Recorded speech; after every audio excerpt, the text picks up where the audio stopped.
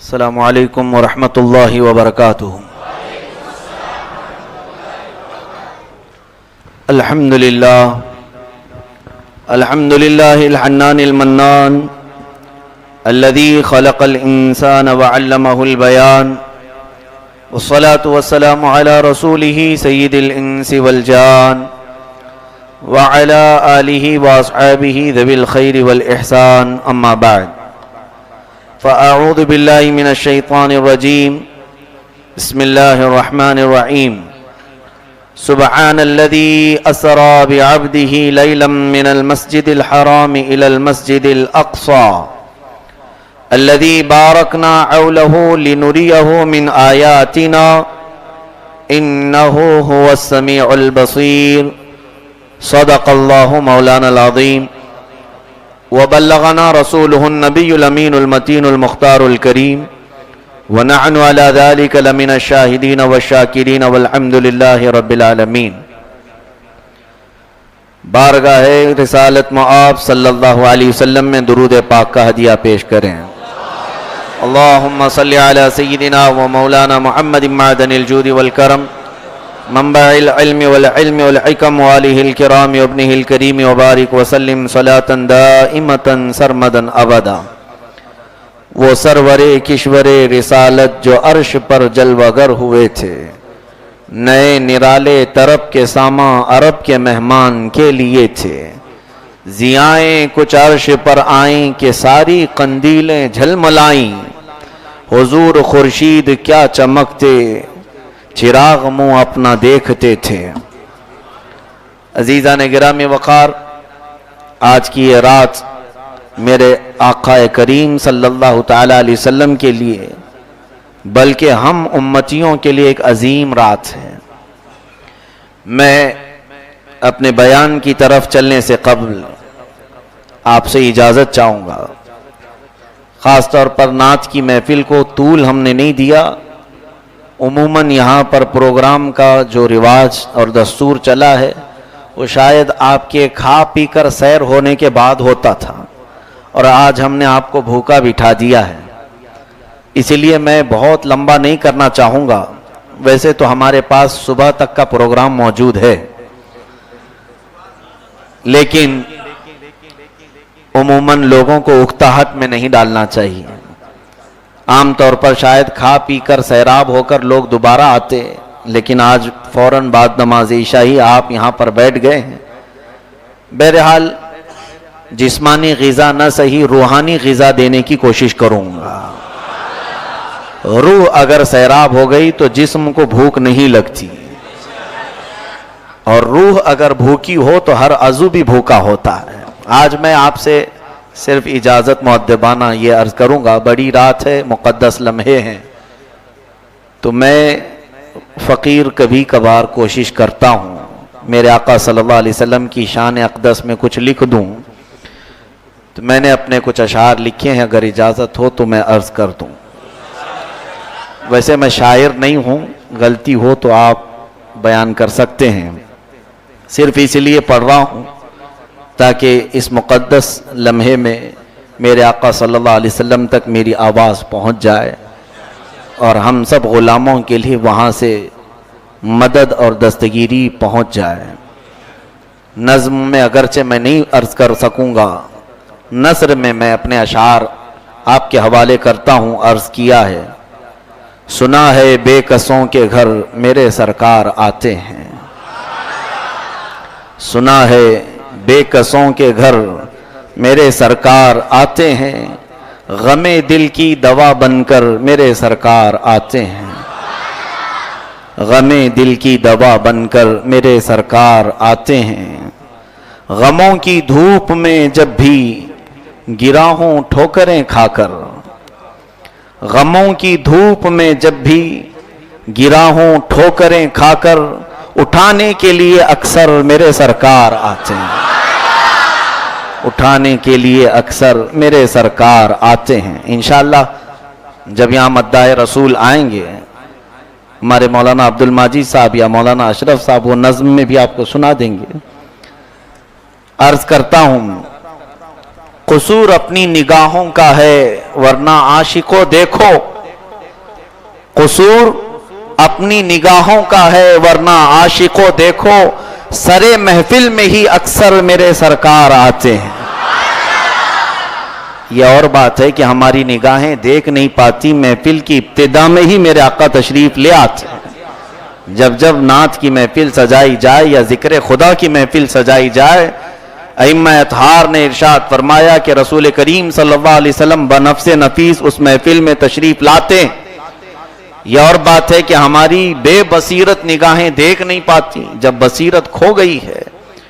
اسی لیے میں نے عرض کیا قصور اپنی نگاہوں کا ہے ورنہ عاشقوں دیکھو، سرے محفل میں ہی اکثر میرے سرکار آتے ہیں۔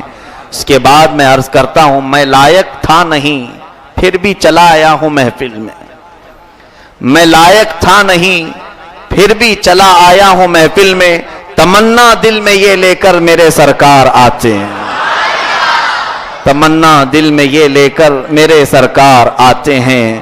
اور پھر غریبوں اور یتیموں کی بات آئے تو پھر یہ عرض کرتا ہوں یتیموں کو مبارک ہو، انہیں دنیا نے گھر چھوڑا۔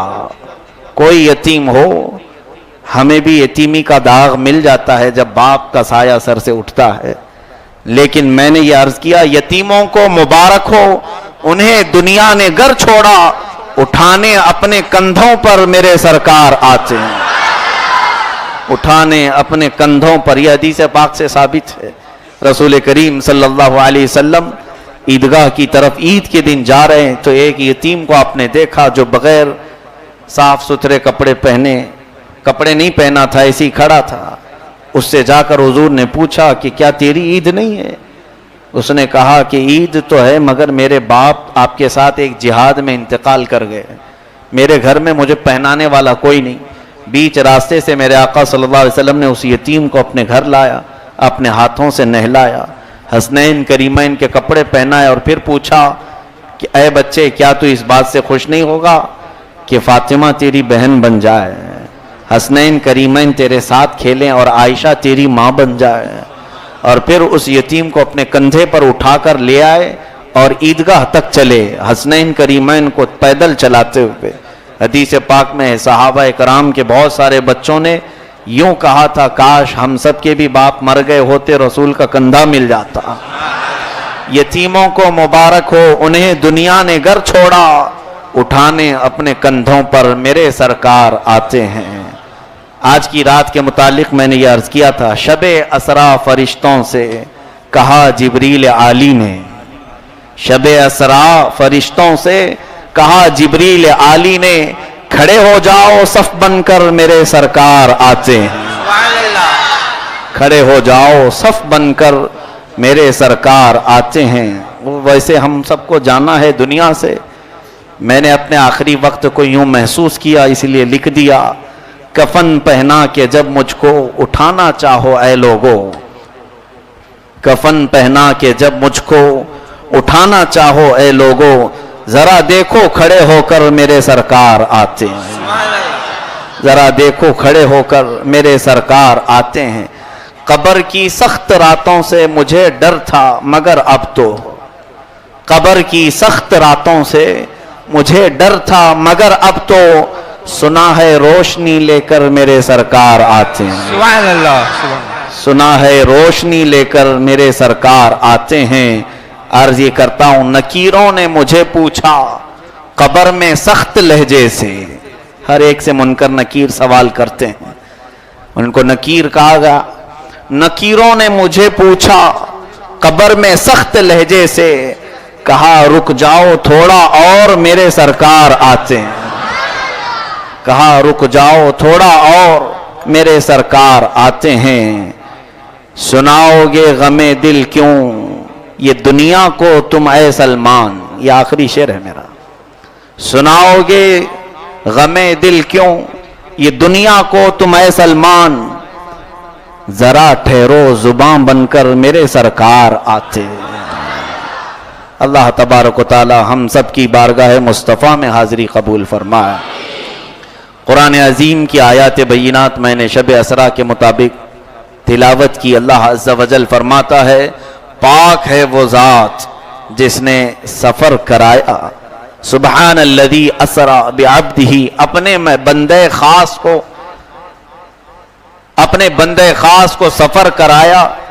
لیلاً، رات کے کچھ حصے میں، من المسجد الحرام الی المسجد الاقصی، مسجد حرم سے مسجد اقصی تک. اتنا سفر قرآن سے ثابت یقینی طور پر، اور اس سفر کا انکار کرنے والا کافر و مرتد، قرآن کا انکار کرنے والا ہوگا.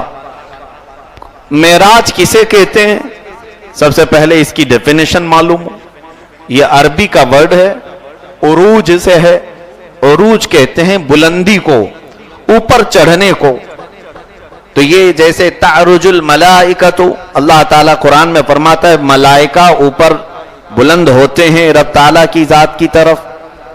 اب یہ چیز میرے مصطفیٰ کریم صلی اللہ علیہ وسلم کو جو عطا کی گئی معراج، اس کی پوری تفصیل سننے سے پہلے آپ اپنے ذہن و دماغ میں ایک چیز لے آئیں.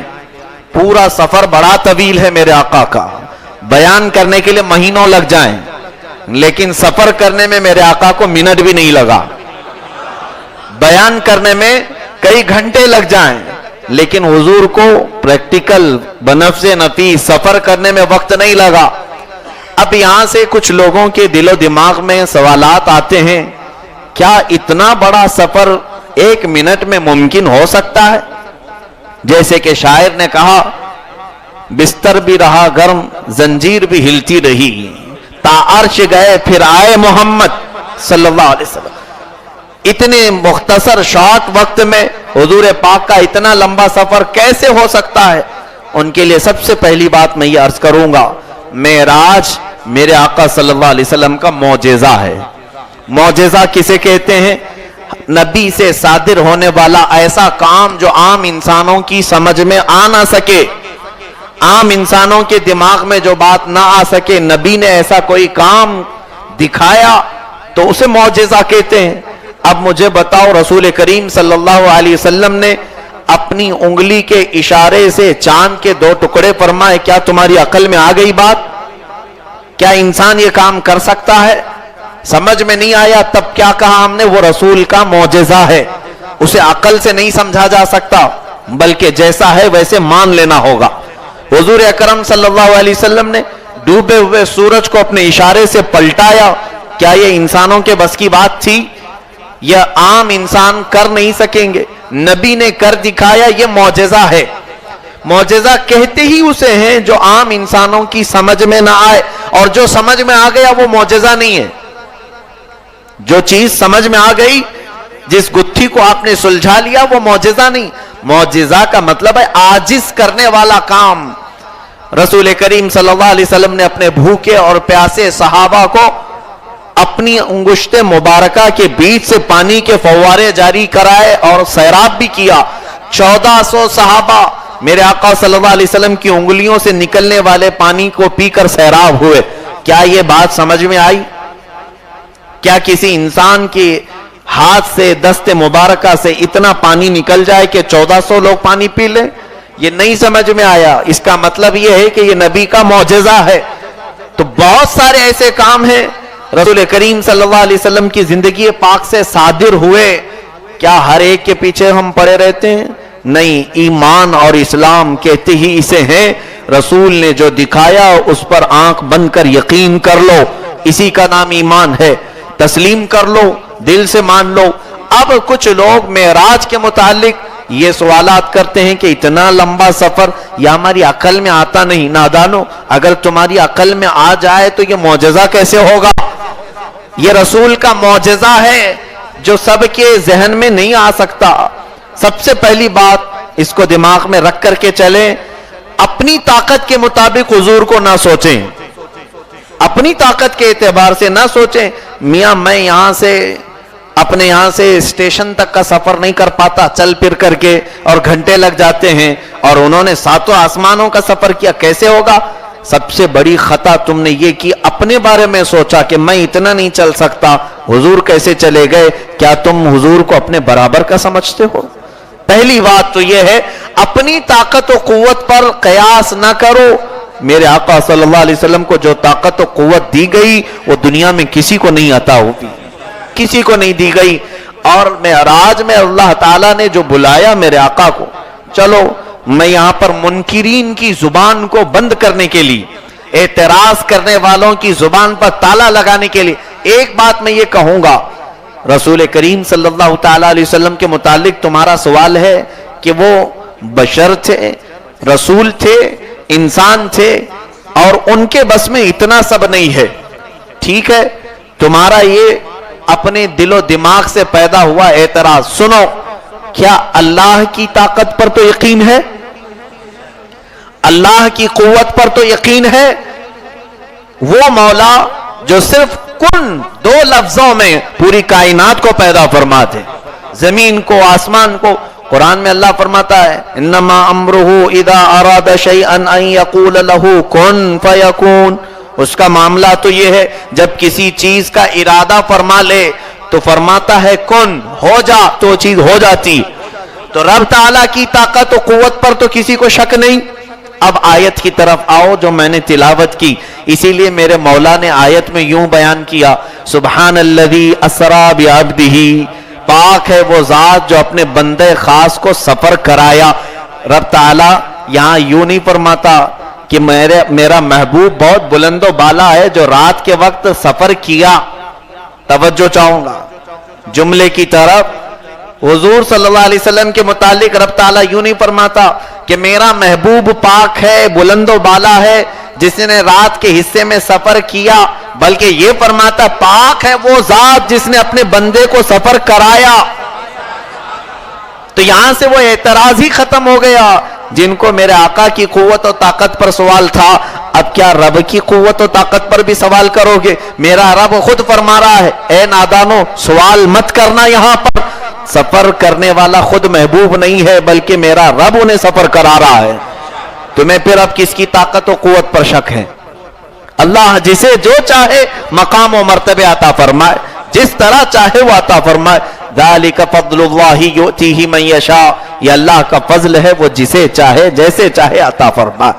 عزیزان گرامی وقار، معراج کے متعلق بہت سارے لوگوں کے دل و دماغ میں عجیب قسم کے سوالات گردش کرتے رہتے ہیں. خاص طور پر آج بہت سارے لوگوں کے ہاں عید نہیں، لیکن اہل سنت و جماعت کے ہاں عید سے بھی بڑھ کر کے ہے، کیونکہ میرا آقا اپنے رب سے ملاقات جس رات کو کیا ہو وہ ہماری زندگی کے لیے کتنی بڑی رات ہے، کتنی بڑی رات ہے. اور لوگ تو ابھی دلیلوں کے چکر میں ہی ہیں، یہ ثابت ہے کہ نہیں ثابت ہے، یہاں تک کہ وہ قبرستان پہنچ گئے. اور الحمدللہ ہر سال ہمیں معراج ہوتی رہی، ہمیں معراج ملتی رہی، اور لوگ ثبوت اکٹھا کرنے کے چکر میں پوری زندگی بتا گئے اور انہیں کبھی معراج کی برکتیں مل نہ سکی.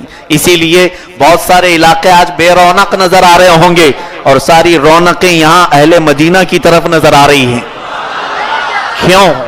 رسول کریم صلی اللہ تعالی علیہ وسلم سے محبت اور ان کے غلاموں کے لیے اللہ تعالیٰ کا یہ تحفہ ہے کہ اللہ تعالیٰ بھی یہ پسند فرماتا ہے میرے محبوب کا ذکر بھی محبت والوں سے کرایا جائے، جن کے دلوں میں بغض و عداوت ہو وہ رسول کی کوئی بات ہی نہیں کریں. عزیزان گرامی وقار، سب سے پہلی چیز ایک سوال میں کرتا ہوں معراج کے ثبوت کے لیے. بعض لوگ یہ کہتے ہیں نہیں حضور کو جو معراج ہوئی آسمانوں پر حضور گئے. میں ابھی صرف دلیلوں میں ہوں، واقعے کی طرف آیا نہیں. بہت ساری حدیثیں ہیں جس میں میرے آقا صلی اللہ علیہ وسلم کے سفر معراج کی پوری تفصیل موجود ہے، تفصیل ہے. لیکن میں ابھی صرف آپ کے ذہن کو تیار کرنا ہوں کہ پہلے اس بات کا یقین کر لو کہ اللہ کے حبیب صلی اللہ علیہ وسلم کو معراج ہوئی، وہ بھی جسم کے ساتھ. بعض لوگ اب یہاں یہ کہتے ہیں کہ نہیں حضور سوتے میں گئے ہوں گے، خواب میں گئے ہوں گے. حضور اکرم صلی اللہ علیہ وسلم آرام فرما رہے تھے اور نیند میں آپ کو معراج ہوئی. ان کو یہ معلوم نہیں حضور اکرم صلی اللہ علیہ وسلم کو جو معراج ہوئی وہ ایک بار نہیں 34 مرتبہ ہوئی، 34 ٹائمز، 34 مرتبہ.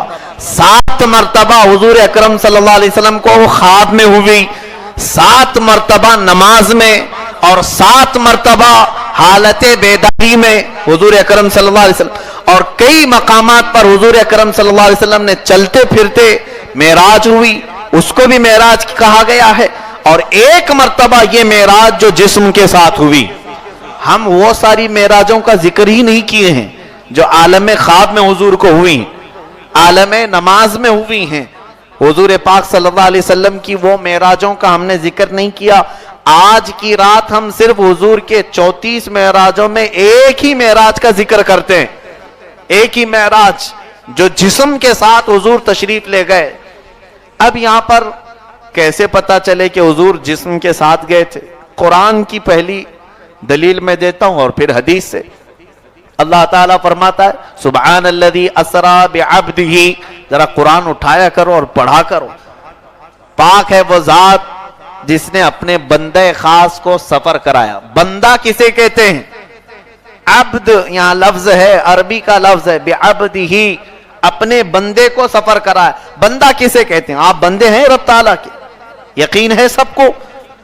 اب مجھے یہ بتاؤ کہ بندہ جو ہے وہ نماز پڑھ رہا ہے، سجدہ کر رہا ہے، رکوع کر رہا ہے، یعنی پورے جسم اور روح دونوں کے مرکب کو بندہ کہا جاتا ہے۔ صرف روح کو بندہ نہیں کہا جاتا اور صرف جسم کو بھی بندہ نہیں کہا جاتا۔ دونوں جب مکس ہوں، مرکب ہوں، روح بھی ہو جسم بھی ہو، اسے کیا کہا جاتا ہے؟ بندہ کہا جاتا ہے۔ اور خواب میں جو سفر ہوتا ہے وہ جسم نہیں کرتا، صرف روح کرتی ہے۔ آپ کی نیند میں تو روح کہاں کہاں جا کے آتی ہوگی؟ سب لوگ خواب دیکھتے ہیں، کوئی امریکہ پہنچا رہتا ہے، کوئی انگلینڈ پہنچا رہتا ہے، اور خوش قسمت تو مدینے بھی پہنچ جاتے ہیں۔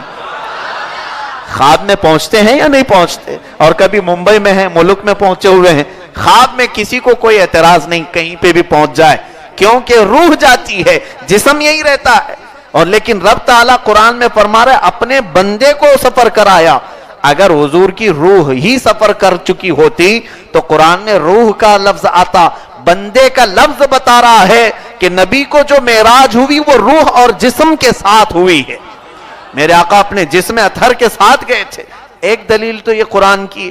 دوسری، جب رسول پاک صلی اللہ تعالی علیہ وسلم مکہ مکرمہ میں معراج کے سفر کا اعلان فرما رہے تھے، مکہ میں تھے، ابھی حضور ہجرت سے پہلے کا واقعہ ہے، یعنی نبی کونین صلی اللہ علیہ وسلم کے اعلان نبوت کے 11 سال بعد آپ کو معراج ہوئی۔ اب وہاں پر کچھ کفار و مشرکین انکار کر بیٹھے، ہم نہیں مانتے اس چیز کو، ہم نہیں تسلیم کرتے۔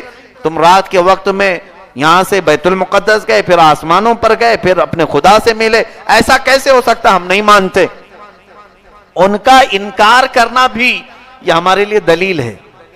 کفار و مشرکین نے جو انکار کیا حضور کے معراج کے سفر کا، یہ بھی ہمارے لیے دلیل ہے۔ کیوں؟ میں آپ کو بتاتا ہوں۔ میں اتنے بڑے مجمع میں، اتنا بڑا مجمع ہے، میں اگر کہوں کل رات خواب میں مکہ مکرمہ گیا، پھر وہاں سے مدینہ طیبہ گیا، اور پھر واپس آیا اور فجر کی نماز میں پھر یہاں پہنچ گیا خواب میں، تو آپ لوگ مانیں گے یا نہیں مانیں گے؟ نہیں ماننا ہے تو انکار بھی نہیں کریں گے، گیا ہوگا خواب میں۔ اگر کوئی یہ کہتا ہے میں کل رات امریکہ دیکھا، انگلینڈ دیکھا، یورپ دیکھا، پھر افریقہ دیکھا، پھر واپس آیا، کوئی بات نہیں، ہو سکتا ہے خواب میں انسان کہیں پر بھی پہنچ جائے، آپ انکار کریں گے۔ لیکن اگر میں یہ کہوں کہ نہیں میں چل کر کے گیا تھا، ہاں میں جسم کے ساتھ گیا تھا بیداری کے عالم میں، اور مکہ میں بھی نماز پڑھا، پھر مدینے میں بھی، اور پھر تب کہیں گے بہت بڑا بکواس پھینکو آدمی ہے، یہ بہت لمبی چھوڑ رہا ہے، یہ جھوٹا ہے۔ یہ تمام چیزیں آپ کے زبان سے بے اختیار نکلیں گی، کیوں؟ نہیں تسلیم کرتے۔ جسم کے ساتھ جانے کی بات آپ نہیں مانیں گے، خواب کی بات مان سکتے ہیں، کیونکہ خواب میں کون کہاں پہنچے معلوم نہیں۔ مکہ کے کافروں کا انکار کرنا اس بات کی دلیل ہے کہ حضور پاک صلی اللہ علیہ وسلم نے ان کے سامنے خواب کی بات نہیں بیان کی۔ اگر وہ اپنا خواب بیان کر رہے ہوتے تو سارے لوگ تسلیم کر لیتے۔ حضور نے ان کے سامنے اپنے جسم کے ساتھ جانے کی بات کی تھی، اس لیے کافروں نے انکار کیا۔ ان کافروں کا انکار کرنا ہی اس بات کی دلالت کرتا ہے کہ میرے آقا کی جو معراج ہوئی وہ جسم کے ساتھ ہوئی تھی۔ بات سمجھ میں آئی؟ حدیث پاک سے بھی یہ دلیل ہے۔ اگر کفار مکہ مشرکین مکہ انکار نہ کرتے تو ہم سمجھتے کہ حضور نے شاید ان کے سامنے خواب بیان کیا ہوگا، اس لیے سبوں نے مان لیا. لیکن ان کا انکار کرنا اس بات کی دلیل پیش کرتا ہے کہ حضور نے ان کو خواب نہیں بیان کیا بلکہ اپنے بیداری کے عالم میں جانے کا واقعہ بیان فرمایا. عزیزان گرامی، حضور پاک صلی اللہ تعالی علیہ وسلم کے متعلق یہ بات ابھی میں نے عرض کی، بیت المقدس کا ہر نقشہ حضور نے ایسے بیان کیا جیسے دیکھ رہے ہو. صحابہ اکرام نے بعد میں پوچھا، اب میں آپ سے ہی پوچھتا ہوں، آپ مدینہ مسجد میں پتہ نہیں کتنی مرتبہ آتے جاتے ہیں، پھر آپ باہر گھر پر جائیں، آپ سے اگر پوچھا جائے بتاؤ کتنی کھڑکیاں ہیں اور کھڑکیوں میں کیا کیا ڈیزائن ہے، کہیں گے معلوم نہیں بھائی، توجہ نہیں کیا، دیکھنا پڑے گا، اور دیکھ کر کے جاؤ پھر بھی نہیں بتا پاؤ، کچھ نہ کچھ ادھر ادھر ہو جائے گا. مگر قربان جاؤ مصطفیٰ کریم صلی اللہ علیہ وسلم پر کہ بیت المقدس کی ہر چیز واضح طور پر میرے آقا بیان فرما رہے ہیں. صحابہ اکرام نے پوچھا، یا رسول اللہ صلی اللہ علیہ وسلم، ہم دیکھی ہوئی چیز کو اس طرح بیان نہیں کرتے، اور آپ پل بھر کے لیے، لمحے بھر کے لیے اگر آپ نے دیکھا ہے تو کیسے بیان فرمایا؟ حضور اکرم صلی اللہ علیہ وسلم ارشاد فرماتے ہیں، اے میرے صحابہ، جب میں کسی چیز کو دیکھنے کا ارادہ کروں تو مولا وہ پورا میرے سامنے رکھتا ہے. بیت المقدس کو رب تعالیٰ نے میرے قریب فرما دیا، ہر چیز کو میں دیکھ کر بیان کر رہا تھا. حضور اکرم صلی اللہ علیہ وسلم کی نگاہوں سے کوئی چیز پوشیدہ ہے نہیں، اور کوئی غیب کیا تم سے نہا ہو بھلا، جب نہ خدا ہی چھپا تم پہ کروڑوں درود. میرے عزیزو، ہم اپنی نگاہوں پر حضور کی نگاہوں کو قیاس نہ کریں. حضور فرماتے ہیں، مشرق و مغرب کے درمیان جو کچھ بھی ہے اللہ نے سمیٹ کر میری ہتھیلی کے برابر کر دیا، اور جب میں چاہوں تو اپنے ہتھیلی کی مقدار میں پوری کائنات کے ہر ذرے کو دیکھ لیا کرتا ہوں. آپ اس حدیث کے مطابق الحمدللہ ہمارا یہ عقیدہ ہونا چاہیے. معراج مصطفیٰ کے متعلق جو محفل مدینہ مسجد میں سجی ہے یہ بھی میرے آقا کی نگاہوں سے پوشیدہ نہیں ہے، وہ ہمیں دیکھ رہے ہیں، اور اللہ تبارک و تعالیٰ کا فضل ہم پر ہوگا. عزیزان گرامی، اب میں آیت کریمہ کی طرف، معراج کے سفر کی طرف چلتے ہیں.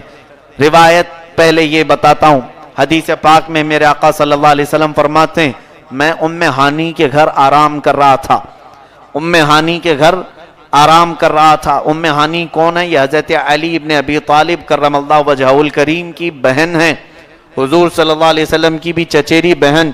ان کے گھر آپ آرام فرما رہے تھے، رات کا وقت تھا، اور جبرائیل امین تشریف لائے اور معراج کی طرف مجھے دعوت دی، بلایا. اب یہاں پر تھوڑی اور چیزیں میں رک کر کے کہوں گا. یہ 27ویں شب کو ہی کیوں ہوئی؟ یہ جو معراج کی رات ہے اس کے متعلق تاریخ الگ الگ ہے روایات میں، لیکن زیادہ راجح قول یہ ہے کہ 26ویں رجب کا دن گزار کر جو 27ویں شب آئی، اس میں میرے آقا صلی اللہ علیہ وسلم معراج کے سفر پر گئے. کیوں اس رات کو؟ اس کی وجہ یہ مفسرین نے بیان فرمائی. رسول پاک صلی اللہ علیہ وسلم نے جب سے اپنے نبوت کا اعلان فرمایا، ہر دن کوئی نہ کوئی مسلمان ضرور بنتا تھا. آپ تبلیغ فرماتے، کسی دن 4، کسی دن 5، کسی دن 10، یا اس طرح سے لوگ روزانہ مسلمان بنتے تھے. میرے آقا صلی اللہ تعالی علیہ وسلم کو اگر سب سے زیادہ طلب کسی چیز کی ہے تو وہ لوگوں کے ایمان لانے کی طلب. قرآن اس کی گواہی دے رہا ہے، لَقَدْ جَاءَكُمْ رَسُولٌ مِّنْ أَنفُسِكُمْ عَزِيزٌ عَلَيْهِ مَا عَنِتُّمْ حَرِيصٌ عَلَيْكُمْ بِالْمُؤْمِنِينَ رَءُوفٌ رَحِيمٌ. بے شک تمہارے پاس ایک ایسا رسول آیا جس کو تمہارا تکلیف میں پڑنا برداشت نہیں ہوتا. تمہارا تکلیف میں پڑنا اس رسول کو دیکھا نہیں جاتا. اور ان کی دوسری صفت مولا فرماتا ہے، وہ تمہارے ایمان کا بہت متمنی ہے کہ تم ایمان لے آؤ. رسول کو سب سے بڑی خوشی اسی بات کی.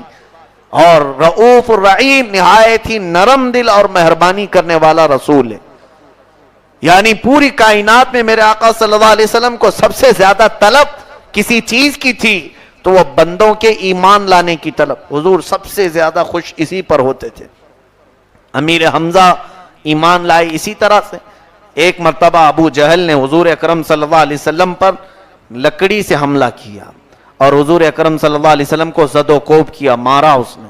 جس سے میرے آقا کریم صلی اللہ علیہ وسلم کو زخم بھی آئے اور منہ سوجا. آپ نے جواب میں کچھ نہیں ارشاد فرمایا. کوہ صفا کے پیچھے ابو جہل نے مارا تھا. واپس آپ اپنے گھر تشریف لائے. ایک کنیز تھی، ایک باندی تھی، اس نے امیر حمزہ کو، حضور کے چچا وہی بھی ایمان لائے ہوئے نہیں تھے، شکار سے واپس آتے ہوئے دیکھا تو کہا حمزہ برا ہو تیرا یتیم بھتیجا آج حرم میں اتنا مار کھا گیا اور اسے بچانے والا کوئی نہیں تھا، کوئی اس کے حمایت میں نہیں آیا. پوچھا کس نے مارا؟ کہا ابو الحکم. اس کو ابو جہل کو پہلے ابو الحکم کہا جاتا تھا. ابو جہل نے مارا اور گالیاں بھی دی ہیں، بہت گالیاں دی. امیر حمزہ طیش میں آ گئے. خاندانی ایک جوش بھی ہوتا ہے. آئے، گھر گئے نہیں، سیدھے حرم پاک میں دیکھا ابو جہل بیٹھا ہوا تھا. اس کو دامن پکڑتے کر گھسیٹتے ہوئے لائے اور لاتوں سے گھونسوں سے بہت مارا، اسے بھی زخمی کیا اور کہا خبردار، اس کے بعد محمد کی طرف اگر تو نے انگلی اٹھایا تو میں توڑ دوں گا. اس لیے کہ اگرچہ وہ یتیم ہے لیکن میں اس کے باپ کی منزل میں موجود ہوں. چچا تھے حضور صلی اللہ تعالی علیہ وسلم کے، ایمان لائے ہوئے نہیں تھے. واپس آئے اور حضور صلی اللہ علیہ وسلم سے ملنے کے لیے. حضور بیٹھے ہوئے تھے ایک جگہ پر. عرض کیا کہ اے میرے بھتیجے خوش ہو جا، سنا میں نے کہ ابو جہل تجھ کو زد و کوب کیا ہے لیکن میں نے تیرا بدلہ لے لیا، انتقام لے لیا، خوش ہو جا. حضور اکرم صلی اللہ علیہ وسلم نے کوئی توجہ نہیں فرمائی. امیر حمزہ نے کہا اب مسکرا دو، ختم کر دو، بات ہو گئی اور میں تمہاری حمایت میں کھڑا رہوں گا. پھر بھی حضور نے کوئی توجہ نہیں فرمائی. پھر آپ نے پوچھا رسول کریم صلی اللہ علیہ وسلم، اے چچا آپ کیا چاہتے ہیں؟ میں خوش ہو جاؤں، میں مسکراؤں؟ کہاں بس یہی دیکھنا چاہتا ہوں، ایک بار تم ہنس دو میں گھر چلا جاؤں. حضور اکرم صلی اللہ علیہ وسلم فرماتے ہیں میرا بدلہ لینے سے مجھے خوشی نہیں بلکہ آپ کلمہ طیبہ پڑھیں میں مسکرا دوں گا. میری خوشی اس میں ہے کہ آپ ایمان لے آئے.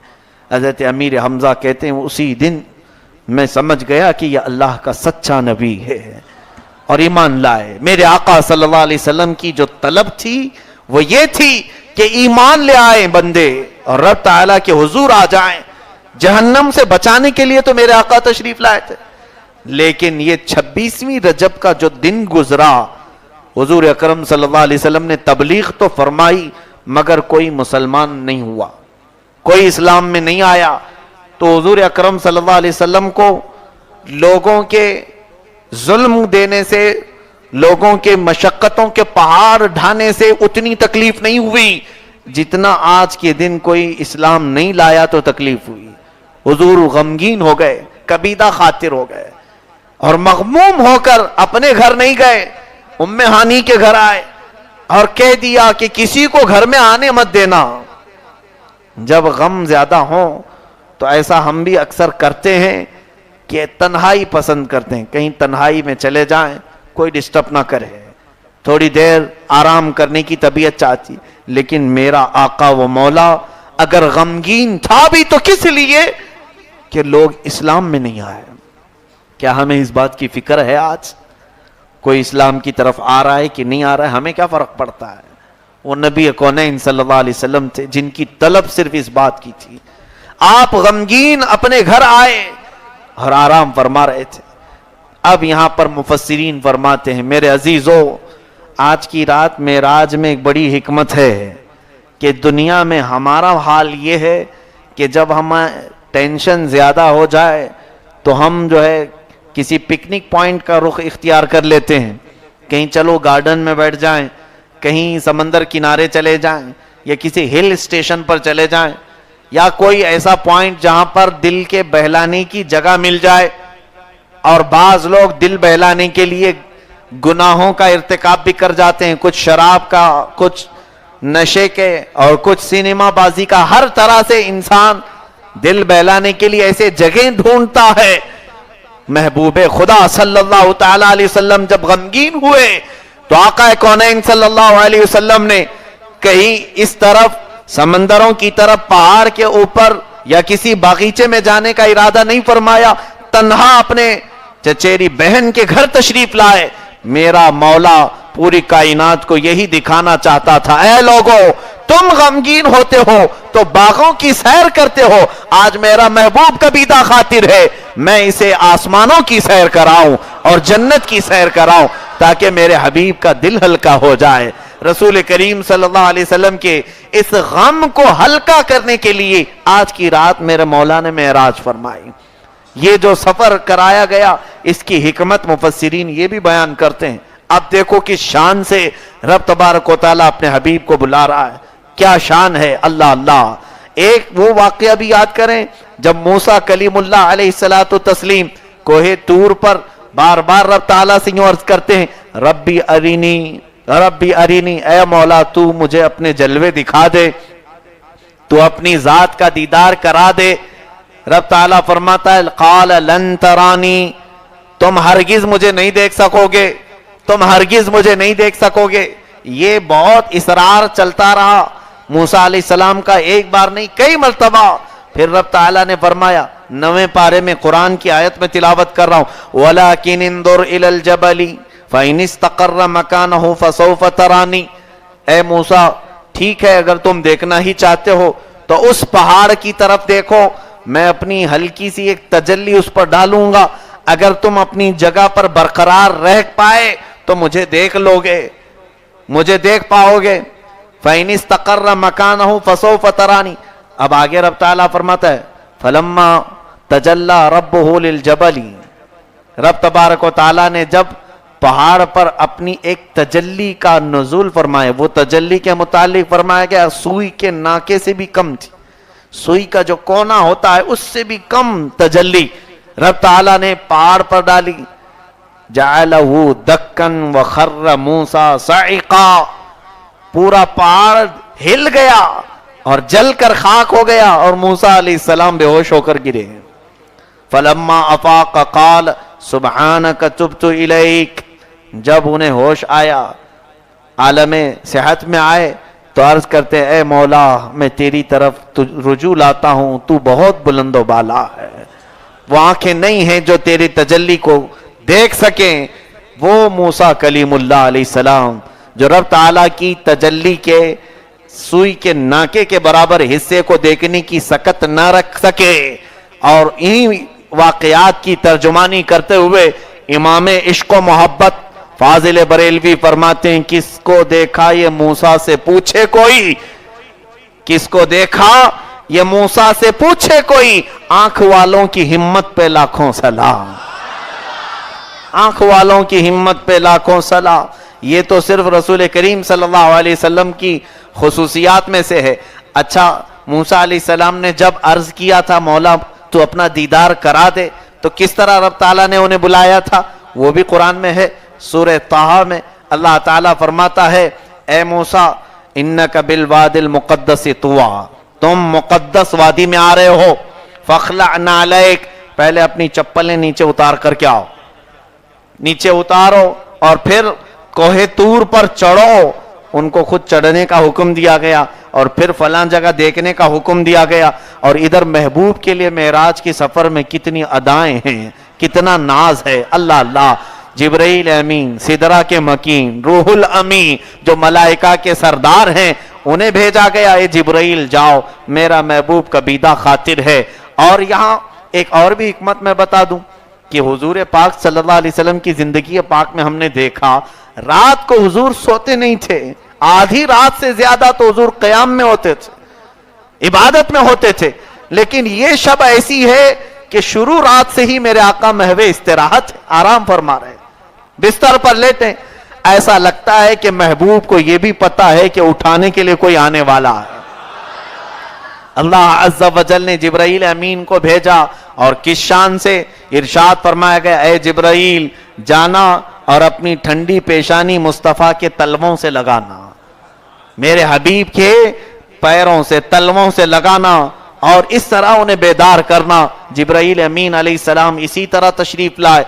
वो महबत जिब्राइल अमीन, रूहुल अमीन, जिनकी पहुंच सिदरतुल मुंतहा, कोई मलए आला उनसे मुकर्रब नहीं हुआ, वो सैयदुल मलाइका मुस्तफ़ा करीम सल्लल्लाहु अलैहि वसल्लम के कदमाने नाज पर اپنی پیشانی لگاتے ہیں، وہ مصطفیٰ بیدار ہوئے، پوچھا اے جبرائیل کیسے آنا ہوا؟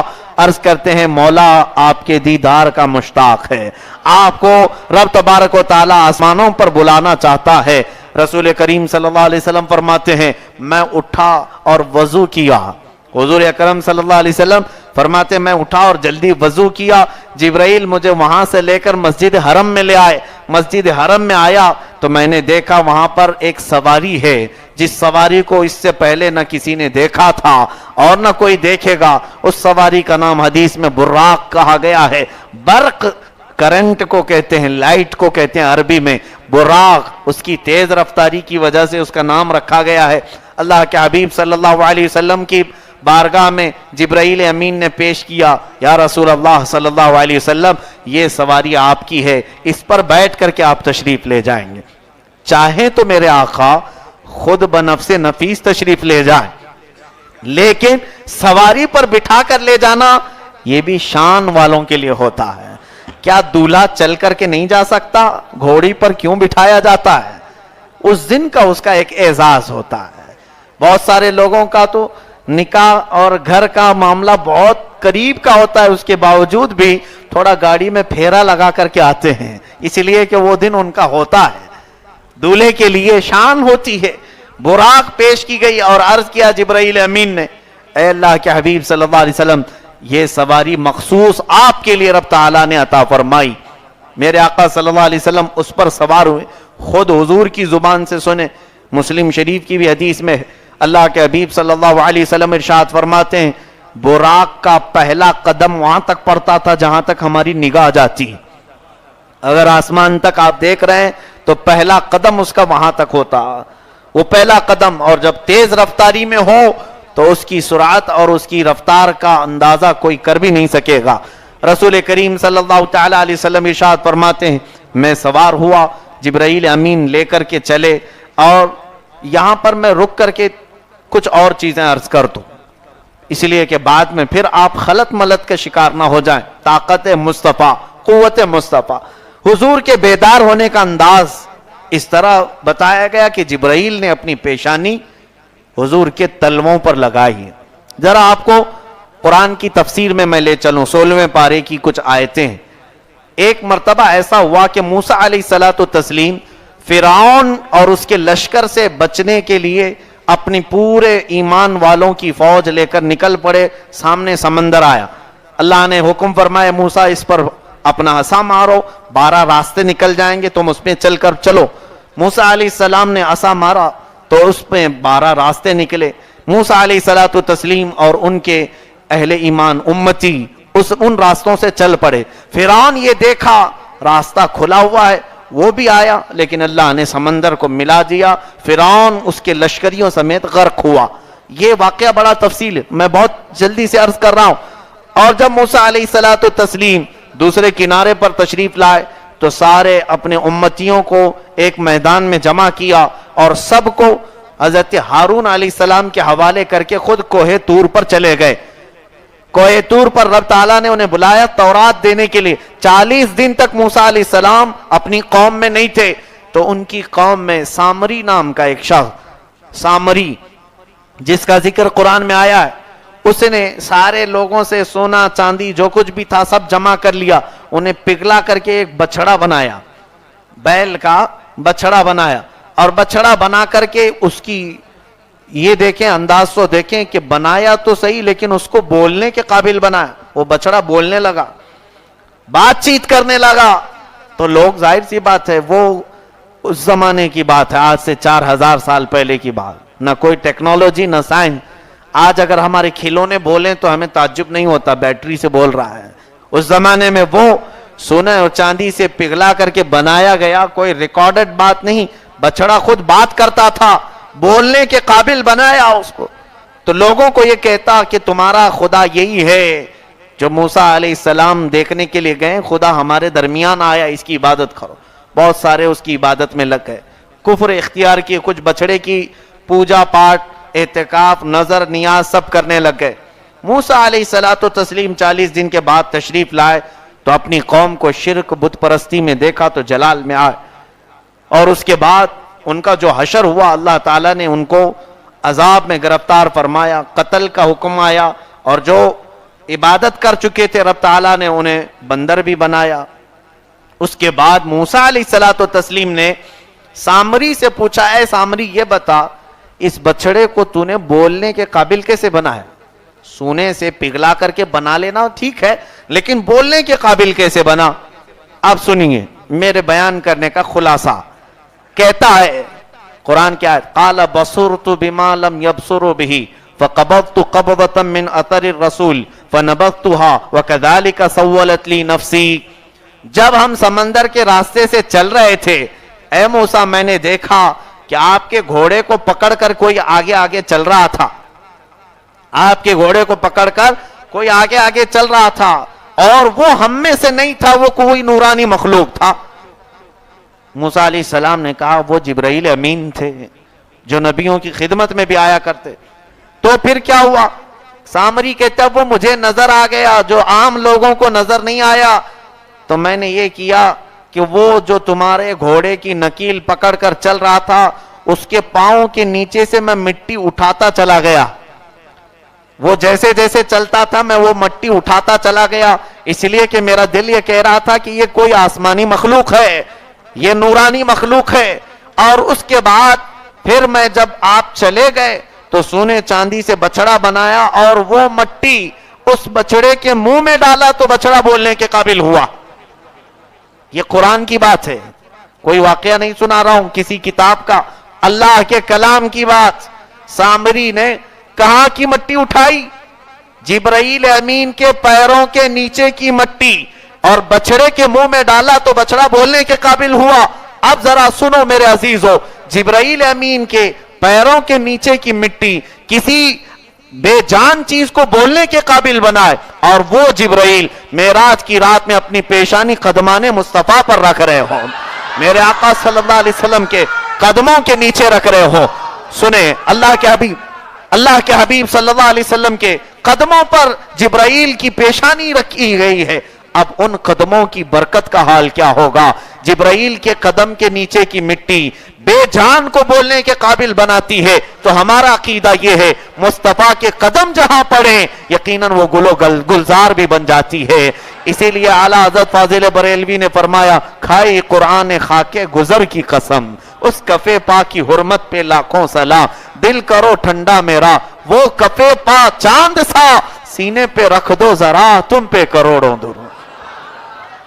عزیزان گرامی، یہ بات میں نے اس لیے عرض کی کہ جبرائیل امین نے اپنی پیشانی لگا کر پوری کائنات کو یہ بتایا، اے لوگوں جبرائیل کی طاقت تو تمہیں قرآن سے معلوم ہو گئی، ذرا دیکھ لو وہ جبرائیل امین سدرا کا مکین اپنی پیشانی مصطفیٰ کے تلووں سے لگا رہا ہے، تاکہ تمہیں یہ احساس ہو جائے کہ جس نبی کو تم نے اللہ تبارک و تعالیٰ کی طرف سے پایا ہے وہ کائنات کا سب سے افضل و اعلیٰ رسول ہے۔ اب رسول کریم صلی اللہ علیہ وسلم براق پر تشریف فرما ہے، سواری پر بیٹھے ہیں، جبرائیل امین نکلے لے کر۔ یہاں رک کر کے تفسیر کی ایک اور بات مزے کی ہے، عرض کرتا ہوں۔ ہوتا یہ ہے کہ حضور اکرم صلی اللہ علیہ وسلم جب سواری پر بیٹھے تو یقیناً آپ دولہے کی شکل میں بیٹھے، ظاہر سی بات ہے کہ وہ حضور صلی اللہ علیہ وسلم کے لیے سب سے عظیم رات ہے۔ زندگی کی خوشیوں میں ایک خوشی کا دن شادی کا ہوتا ہے، ہر انسان کے لیے شادی کا دن بڑا خوشی کا ہوتا ہے، اور مفسرین فرماتے ہیں، علامہ احمد یار خان عیمی رحمۃ اللہ علیہ فرماتے ہیں کہ ہم نے دیکھا ہے دولہا جب سج سنور کر تیار ہو کر نکلتا ہے، گھوڑی پر بیٹھے کہ سواری پر بیٹھے، اس کی ماں بلائیں لیتی رہتی ہیں، صدقے اتارتی، باپ سبحان اللہ کہتا ہے کہ بیٹا آج سجا ہوا ہے میرا، اور اس کی حسین آج چہرے کی چمک دیکھو۔ دوست و احباب ماشاء اللہ سبحان اللہ تو کہتے ہی رہتے ہیں، ہوتا ہے یا نہیں ہوتا؟ لوگ مبارکبادیاں دینے آتے ہیں، ماں سبحان اللہ کہہ رہی ہے، باپ سبحان اللہ کہہ رہے ہیں، دیکھ کر کے بھائی بہن، لیکن میرے مصطفیٰ کریم صلی اللہ علیہ وسلم کی وہ شب عروسی تھی، شب اسرا، جس وقت میرے آقا دولہا بن کر براق پر سوار ہوئے۔ دنیا نے اگرچہ حضور کو یتیم دیکھا، حضور اکرم صلی اللہ علیہ وسلم کی ولادت سے پہلے آپ کے والد مکرم کا وصال ہو چکا تھا. آپ کی عمر شریف 2 سال کی تھی تب بی بی آمنہ بھی جا چکی تھیں. آپ کے دادا بھی نہیں تھے, آپ کے چاچا بھی نہیں تھے. اب بظاہر دیکھا جائے سب سے زیادہ محبت کرنے والی آپ کی خاتون, آپ کی زوجہ محترمہ سیدہ خدیجۃ الکبریٰ بھی نہیں رہ گئی تھی. آپ کا بھی وصال ہو چکا تھا. بظاہر خاندان سے دل رکھنے والا کوئی, مبارکباد دینے والا کوئی نظر نہیں آ رہا تھا. اس لیے مفسرین فرماتے ہیں اس دولہے کو براق پر سوار کرا کر اللہ نے یہ فرمایا دنیا سبحان اللہ کہتی ہے, آج مولا کہتا ہے سبحان الذی اسری بعبدہ. سبحان الذی اسری بعبدہ, لوگوں کو کہنے کی ضرورت نہیں, پروردگار خود فرماتا ہے سبحان الذی اسری بعبدہ. اللہ کے حبیب صلی اللہ علیہ وسلم کا یہ سفر وہاں سے ہوا, عالم برزخ سے آپ کا گزر ہوا. عالم برزخ کسے کہتے ہیں؟ وہ دنیا جو ہمیں نظر نہیں آتی, قبرستان والوں کی دنیا, یعنی وہ کسی اور دنیا میں ہے, وہ عالم برزخ ہے جس کو ہم آج دیکھ نہیں سکتے, مرنے کے بعد وہاں دیکھیں گے. حضور اکرم صلی اللہ علیہ وسلم فرماتے ہیں اس عالم برزخ سے میرا گزر ہوا تو میں نے دیکھا موسیٰ علیہ السلام اپنی قبر میں کھڑے ہو کر نماز ادا کر رہے تھے. موسیٰ علیہ السلام کو میں نے نماز پڑھتے ہوئے دیکھا. یہ بھی حدیث پاک میں ہے. نبیوں کی زندگی کا انکار کرنے والے ہوش کے ناخن لو. حضور موسیٰ علیہ السلام کی زندگی کے بارے میں بتا رہے ہیں کہ میں نے ان کو قبر میں نماز پڑھتے دیکھا اور پھر وہاں سے میرا گزر ہوا. جب بیت المقدس پہنچا تو وہاں پر سارے انبیاء اکرام موجود تھے, موسیٰ علیہ السلام بھی موجود تھے, سارے لوگ تھے. اب جو موسیٰ علیہ السلام کے متعلق یہاں بیان آیا ہے, ویسے تو سارے انبیاء اپنی قبروں میں زندہ ہیں, لیکن موسیٰ علیہ السلام کے پاس سے میرے آقا کا گزر ہوا, آپ نے صرف ان کا نام ذکر فرمایا. میں سمجھتا ہوں اس میں حکمت یہ ہوگی بعد میں یہ آنے والے منکرین, اعتراض کرنے والے ذلیل لوگوں کے لیے جواب بن جائے. نبیوں کی اور خاص طور پر میرے آقا کی زندگی کے بارے میں سوال کرتے ہو. ظالموں نے کتابوں میں آج لکھ کر رکھا ہے وہ نبی مر کر مٹی میں مل گئے, معاذ اللہ رب العالمین. یہاں موجود سارے مسلمانوں کی زبان سے معاذ اللہ کیوں نکلا؟ تمہارے دل میں میرے آقا کی محبت ہے اس لیے نکل گیا. یہ بات سننے میں بھاری لگ رہی ہے, اب دلیل کی ضرورت کیا رہ گئی تمہیں؟ سننے میں تمہیں بھاری لگ رہی ہے. اور لوگ لکھ گئے کتابوں میں, وہ کتابیں آج پورے ہمارے امت اسلامیہ کے لیے کلنک بن کر کے مارکیٹ میں پھر رہی ہیں. اب بھی کتابیں, ان کتابوں کو چوراہے پر رکھ کر جلا دینا چاہیے جس میں میرے آقا صلی اللہ علیہ وسلم کو مردہ کہا گیا. حضور فرماتے ہیں میں نے موسیٰ علیہ السلام کو, حضور کی زندگی پاک ظاہری زندگی سے تقریباً 2000 سال پہلے موسیٰ علیہ السلام تشریف لائیں. 2000 سال پہلے کی بات ہے. موسیٰ علیہ السلام اپنی قبر میں نماز پڑھ رہے ہیں تو پھر میرے آقا کی زندگی کا حال کیا ہوگا؟ اسی لیے ہم امام عشق و محبت کا دیا ہوا یہ عقیدہ یاد رکھتے ہیں. انہوں نے ہمیں یہ عقیدہ دیتے ہوئے کہا تھا حضور کی بارگاہ میں یوں عرض کرو یا رسول اللہ تو زندہ ہے واللہ, تو زندہ ہے واللہ. میری چشم عالم سے چھپ جانے والے چمک تجھ سے پاتے ہیں سب پانے والے, میرا دل بھی چمکا دے چمکانے والے. عزیزان گرامی, جب بیت المقدس میرے آقا تشریف لائے تو یہاں حضور فرماتے ہیں میں نے سارے نبیوں کو 2 رکعت نماز پڑھائی. وہ کون سی نماز تھی؟ جبکہ یہ نماز نہیں جو ابھی فرض ہوئی, یہ تو معراج کے بعد, وہ مخصوص نماز جو صرف نبیوں کے لیے. اور اس کے بعد کئی نبیوں نے حضور کی شان میں خطبہ دیا. حضرت ابراہیم علیہ السلام, حضرت داؤد علیہ السلام, حضرت سلیمان علیہ السلام, حضرت یوسف علیہ السلام, حضرت ہارون علیہ السلام, موسیٰ علیہ السلام, پھر حضرت ابراہیم علیہ السلام, عیسیٰ علیہ السلام. یہ سارے نبیوں نے حضور کی شان میں خطبہ دیا. رسول پاک صلی اللہ تعالی علیہ وسلم کی تعریف و توصیف بیان فرمائی اور اپنا بھی تعارف کرایا. 1,24,000 کم و بیش نبی جتنے دنیا میں آئے تھے سب بیت المقدس میں حاضر تھے.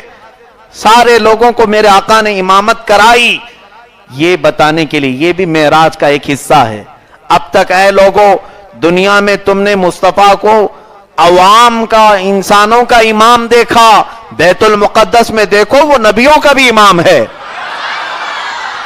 وہ نبیوں کا بھی امام ہے. یہ حکمت رب تبارک و تعالیٰ نے ہر حضور کے ایک ایک سفر میں بڑی بڑی حکمتیں. اس کے بعد حضور اکرم صلی اللہ علیہ وسلم ارشاد فرماتے ہیں میں نے बुराक को वहीं पर बांधा जहां अंबिया इकराम अपने घोड़ों को बांधते थे। आज भी बैतुल मुकद्दस जाने वाले देख सकते हैं अपनी आंखों से, मस्जिद अक्सा में आज भी वह जगह मौजूद है जहां मेरे आका ने बुराक को बांधा था। बैतुल मुकद्दस किबला अव्वल मुसलमानों का फिलिस्तीन में, जो आज यहूदियों के चंगुल में है, लेकिन आज भी उन्हीं निशानियों के साथ मौजूद है। हुजूर अकरम सल्लल्लाहु अलैहि वसल्लम ने जो वहां बांधा, किस लिए बांधा? एजाज के लिए। ऐसा नहीं कि भाग जाएगा जानवर, एजाज के लिए बांधा जाता है।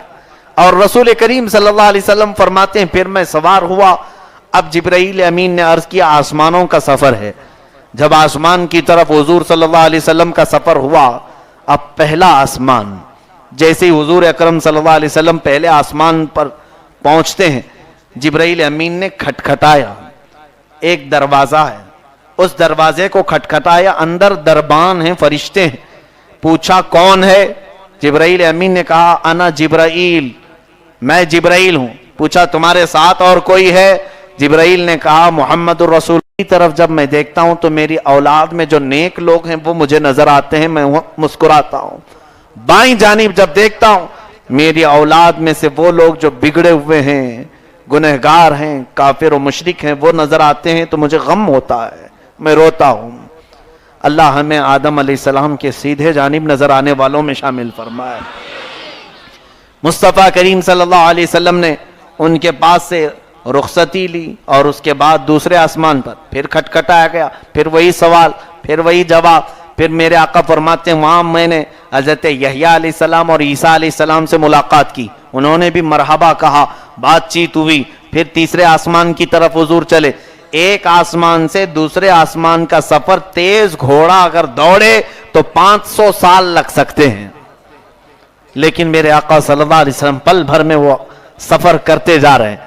तीसरा आसमान आया, रसूल करीम सल्लल्लाहु तआला अलैहि वसल्लम तीसरे आसमान पर हजरत सुलेमान अलैहिस्सलाम को देखा, चौथे आसमान पर सैयदना इदरीस अलैहिस्सलाम को देखा, पांचवें आसमान पर हजरत हारून अलैहिस्सलाम को, छठे आसमान पर सैयदना मूसा कलीमुल्लाह अलैहिस्सलातु तस्लीम को।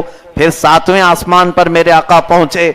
बैतुल मामूर एक जगह है, ये खाने काबा के बिल्कुल ऊपर बराबर फरिश्तों का काबा जिसको बैतुल मामूर कहा जाता है, उससे टेक लगाकर इब्राहिम अलैहिस्सलाम बैठे हुए थे। आपसे मुलाकात हुई, बातचीत हुई, सारे नबियों ने मरहबा कहा और एजाज में कहा, ए मोहम्मद सल्लल्लाहु अलैहि वसल्लम, अल्लाह ने जो आपको नेमत अता की वो हम में से किसी को नहीं अता की गई, आपके लिए मुबारक हो। सबों ने मुबारकबादी दी। यहां एक बात और फिर मैं अर्ज करूं, ये वो नबी हैं जो अभी थोड़ी देर पहले बैतुल मुकद्दस में भी थे, खुतबे भी दे रहे थे। और हुजूर सल्लल्लाहु अलैहि वसल्लम जब आसमान में आए तो आसमान में हुजूर के पहुंचने से पहले ये वहां पे पहुंचे हुए हैं, ऐसा कैसे? ये भी हदीस पाक से साबित है। हुजूर पाक सल्लल्लाहु तआला अलैहि वसल्लम उन सब अंबिया इकराम से यहां मुलाकात कर चुके हैं और फिर आसमानों पर वो नबी फिर मिल रहे हैं, ऐसा कैसे? क्या यहां से कोई जाहिल ये कहेगा उन नबियों का चलना और उन नबियों की रफ्तार मेरे आका से भी तेज थी? नहीं, जरा अकल इस्तेमाल करो, जरा दिमाग को खोलो। मेरे आका सल्लल्लाहु, दो सब इसके जवाब है। पहली बात तो ये है, अल्लाह तबारक व तआला नबियों की ताकत भी ये बताना चाहता है। हुजूर पाक सल्लल्लाहु अलैहि वसल्लम बैतुल मुकद्दस से आसमानों का सफर खुद से नहीं फरमाया, बुराक पर बैठ करके फरमाया। बुराक अलग मखलूक है और वो नबी अपनी ताकत से गए थे। इसका मतलब ये है अल्लाह ने अपने नबियों को जो कुव्वत दी वो बुराक से भी बढ़कर के अता की है। पहले पहुंचना ये कमाल फजल में नहीं है, पहले पहुंच जाना कमाल और फजल को नहीं बताता, बल्कि होता ऐसे है कि घर से दूल्हा निकला है, भाई सब यहां पर रुके हुए थे, सबों ने यहां पर सजाया संवारा, सवारी पर बिठाया और कहा जरा गाड़ी आहिस्ता से चलाना, इसलिए कि दूल्हा बैठा है। आज 100 की स्पीड में कोई दूल्हा हाल की तरफ नहीं जाता है, बहुत ही खुनखुनी अंदाज में। घोड़े पर बैठने वाले भी बड़े आहिस्ता से जाते हैं, अगरचे पूरा रोड जाम कर दें। बहुत सारी जगहों पर ऐसा होता है, दूल्हा जा रहा है भाई, बहुत आहिस्ता से जाएगा, तेजी से नहीं गुजरेगा। اور پھر ہوتا کیا ہے, یہ بھائی ہمارے جو سجائے تھے پھر حال میں بھی پہنچے ہوئے ہیں, دولہے کے آنے سے پہلے وہاں پر بھی تو استقبال کے لیے ہونا چاہیے, یہ دنیا کا دستور ہے. یہ انبیاء کرام میرے آقا کے باراتی تھے, بیت المقدس میں موجود تھے, سجایا اس دولہے کو اور الوداع کہا, جاؤ اے محمد عربی صلی اللہ علیہ وسلم معراج کی طرف بلند ہوتے جاؤ, اللہ نے تمہیں بلایا ہے. اور پھر پہلے ہی جا کر آسمانوں میں موجود بھی ہوئے, اس لیے کہ استقبال جو کرنا ہے میرے آقا کا, میرے آقا صلی اللہ علیہ وسلم کے استقبال کے لیے. یہاں کوئی فضل و کمال کی بات نہیں, فضل و کمال جو ہے وہ رسول اللہ کو ہی حاصل ہے. اسی لیے فرمایا کہ دم عیسیٰ ید بیضا, حسن یوسف دم عیسیٰ ید بیضا داری, آنچ خوبا ہما دارند تو تنہا داری. اے محبوب گرامی وقار, حضرت یوسف علیہ السلام حسن رکھتے ہیں, موسیٰ علیہ السلام ہاتھ کا معجزہ رکھتے ہیں, عیسیٰ علیہ السلام پھونک کا معجزہ رکھتے ہیں کہ وہ پرندوں میں, مٹی کے پرندوں میں پھونک مارے تو وہ اڑ جائیں. آنچ ہما خوباں دارند تو تنہا داری. اے رسول گرامی وقار, ان سارے نبیوں کو جو سب کمالات دیے گئے تھے وہ سارے ملا کر کے جب ایک شخص میں جمع کیے گئے تب وہ محمد عربی بنا, وہ محمد مصطفیٰ صلی اللہ علیہ وسلم بن گئے. اسی لیے اعلیٰ حضرت فاضل بریلوی فرماتے ہیں, ذات ہوئی انتخاب, وصف ہوئے لاجواب, نام ہوا مصطفیٰ, تم پہ کروڑوں درود. میرے آقا صلی اللہ علیہ وسلم کے آگے کا سفر ملاحظہ فرمائے, سدرۃ المنتہا. یہ کیا ہے؟ سدرہ ایک بیری کا درخت ہے, اور حضور نے فرمایا اس کا ایک ایک پتا ہاتھی کے برابر یا ہاتھی کے کان کے برابر, اور اس کی جو بیریاں ہیں وہ مٹکے اور یا کسی بڑے گھڑے کے برابر, بہت ہی خوبصورت. اس کا حسن دنیا میں بتایا نہیں جا سکتا. یہ بیری کا درخت جس کو سدرۃ المنتہا کہا گیا, یہ مخلوق کے پہنچنے کا آخری حد مخلوق کے پہنچنے کی. جبرائیل امین وہاں تک جا سکتے ہیں. حضرت جبرائیل امین علیہ السلام میرے آقا کے ساتھ ساتھ یہاں پورے سفر میں تھے. سدرۃ المنتہا پہنچنے کے بعد عرض کیا, جس کو شیخ سعدی رحمت اللہ علیہ فارسی میں یوں کہتے ہیں, اگر یکسر موئے برتر پرم فروغ تجلا بسوزت پرم. یا رسول اللہ, اگر بال برابر بھی آگے بڑھ جاؤں تو رب کی تجلی سے میرے پورے بال جل جائیں گے, میرے پورے پر جل جائیں گے. اب میرے آقا آگے کا سفر آپ کو کرنا ہے. براق کو چھوڑ دیا گیا, پھر ایک سواری رف لائی گئی, یا اور ایک قسم کی, وہ تو دنیا میں ہے ہی نہیں. رف پر میرے آقا صلی اللہ علیہ وسلم سدرۃ المنتہا سے لامکان تک کا سفر فرمایا. وہاں سے پھر وہ سواری بھی چھوڑی گئی. لامکان کس کو کہتے ہیں؟ نام سے ہی معلوم ہونا چاہیے, جس جگہ کا کوئی نام ہی نہیں, جس جگہ کا کوئی نام ہی نہیں. لامکان, اس مکان کو نام نہیں دیا جا سکتا. اگر نام دے دیا گیا تو میرے رب کو گھیرنے کے برابر ہو جائے گا. میرا مولا جسم سے بھی پاک ہے اور مکان سے بھی پاک ہے, اس کے رہنے کے لیے کوئی خاص جگہ کی ضرورت نہیں, اور میرے مولا کے نور کو سمانے کے لیے جسم کی بھی ضرورت نہیں. وہ جسم و جسمانیت, مکان و مکانیت سے پاک ہے. اب لامکان کا سفر میرے آقا صلی اللہ علیہ وسلم پیدل فرما رہے ہیں.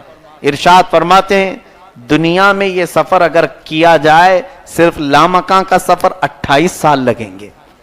28 سال اگر لگ جائے. حضور اکرم صلی اللہ علیہ وسلم تنہا تشریف لے جاتے رہے, بڑھتے رہے. اب جبرائیل بھی ساتھ چھوڑ دیے ہیں, اور یہاں سے براق بھی ختم, رف بھی ختم. اب صرف محمد عربی صلی اللہ علیہ وسلم کا مقام ہے کہ آپ بڑھتے چلے جا رہے. تنہا تھے, تب رب تعالیٰ کی طرف سے ندا آئی, ادنو منی یا احمد, ادنو منی یا احمد, اے احمد مجھ سے قریب ہوتے جاؤ, مجھ سے قریب ہوتے جاؤ. قرآن میں اللہ تعالیٰ اس کو بیان فرماتا ہے, والنجم اذا هوى ما ضل صاحبكم وما غوى وما ينطق عن الهوى ان هو الا وحي يوحى علمه شديد القوى ذو مرة فاستوى وهو بالافق الاعلى ثم دنا فتدلى فكان قاب قوسين او ادنى. یہ آیات نجم, سورہ نجم کی آیتیں ہیں. مولا فرماتا ہے میرا رسول بڑھتا گیا, یہاں تک کہ دنا کہتے ہیں قریب ہونے کو, اتنا قریب ہو گئے रब तबारक व तआला के करीब इतना हुए कि 2 कमानों का 2 हाथों का फासला रह गया, 2 हाथों का फासला। और ये कुर्ब दुनिया में किसी को नहीं मैसर आया और कयामत तक किसी को मिल भी नहीं सकेगा। ये रब तबारक व तआला ने फकत अपने हबीब अकरम सल्लल्लाहु अलैहि वसल्लम के लिए अता फरमाया। और उसके बाद मेरे आका इरशाद फरमाते हैं, मैं मेरे रब को पलक झपके बगैर देखता रहा। मा जागल बसरु वमा तगा, ये भी कुरान में आया है। वो महबूब ऐसे देख रहे थे कि पलक भी नहीं झपक रहे थे। एक होता है सरसरी तौर पर देख लेना और एक होता है आंखें जमा करके देखना।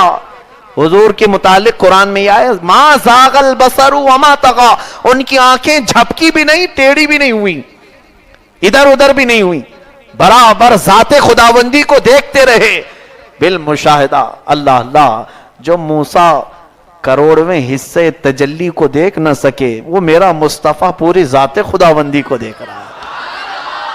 इससे बढ़कर फजल कमाल में क्या बात अर्ज की जाए। मेरे मुस्तफा करीम सल्लल्लाहु ताला अलैहि वसल्लम इरशाद फरमाते हैं, मैंने रब जुल जलाल के दस्ते कुदरत को अपने सीने पर महसूस किया और उसकी ठंडक मैंने पाई और उसके बाद मैंने जमीन के सारे खजानों को देख लिया। ओती तो मफाती हल अर्द, हुजूर फरमाते हैं जमीन के ओती तो मफाती खजाइन अर्द, अल्लाह ने मुझे उस दिन जमीन के सारे खजानों की कुंजियां चाबियां मुझे अता कर दी, सब दे दिया।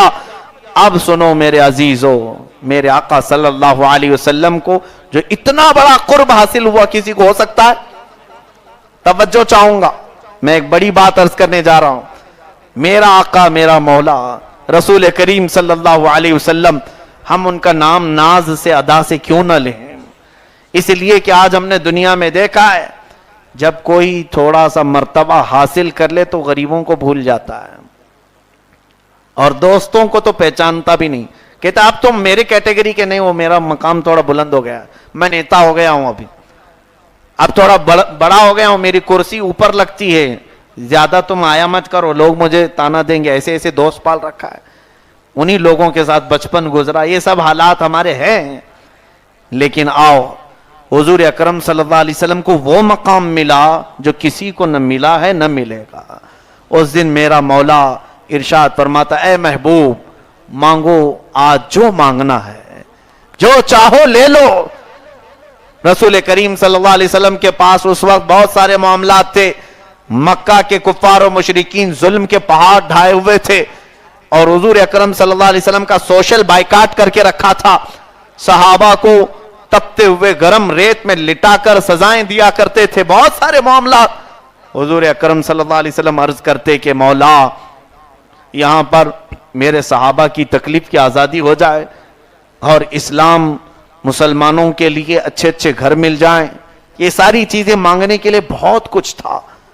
अर्ज करते हैं मेरे आका, ऐ मौला तूने अगर मुझे इख्तियार दिया है मांगने का तो मैं मेरी गुनहगार उम्मत की बख्शिश मांगता।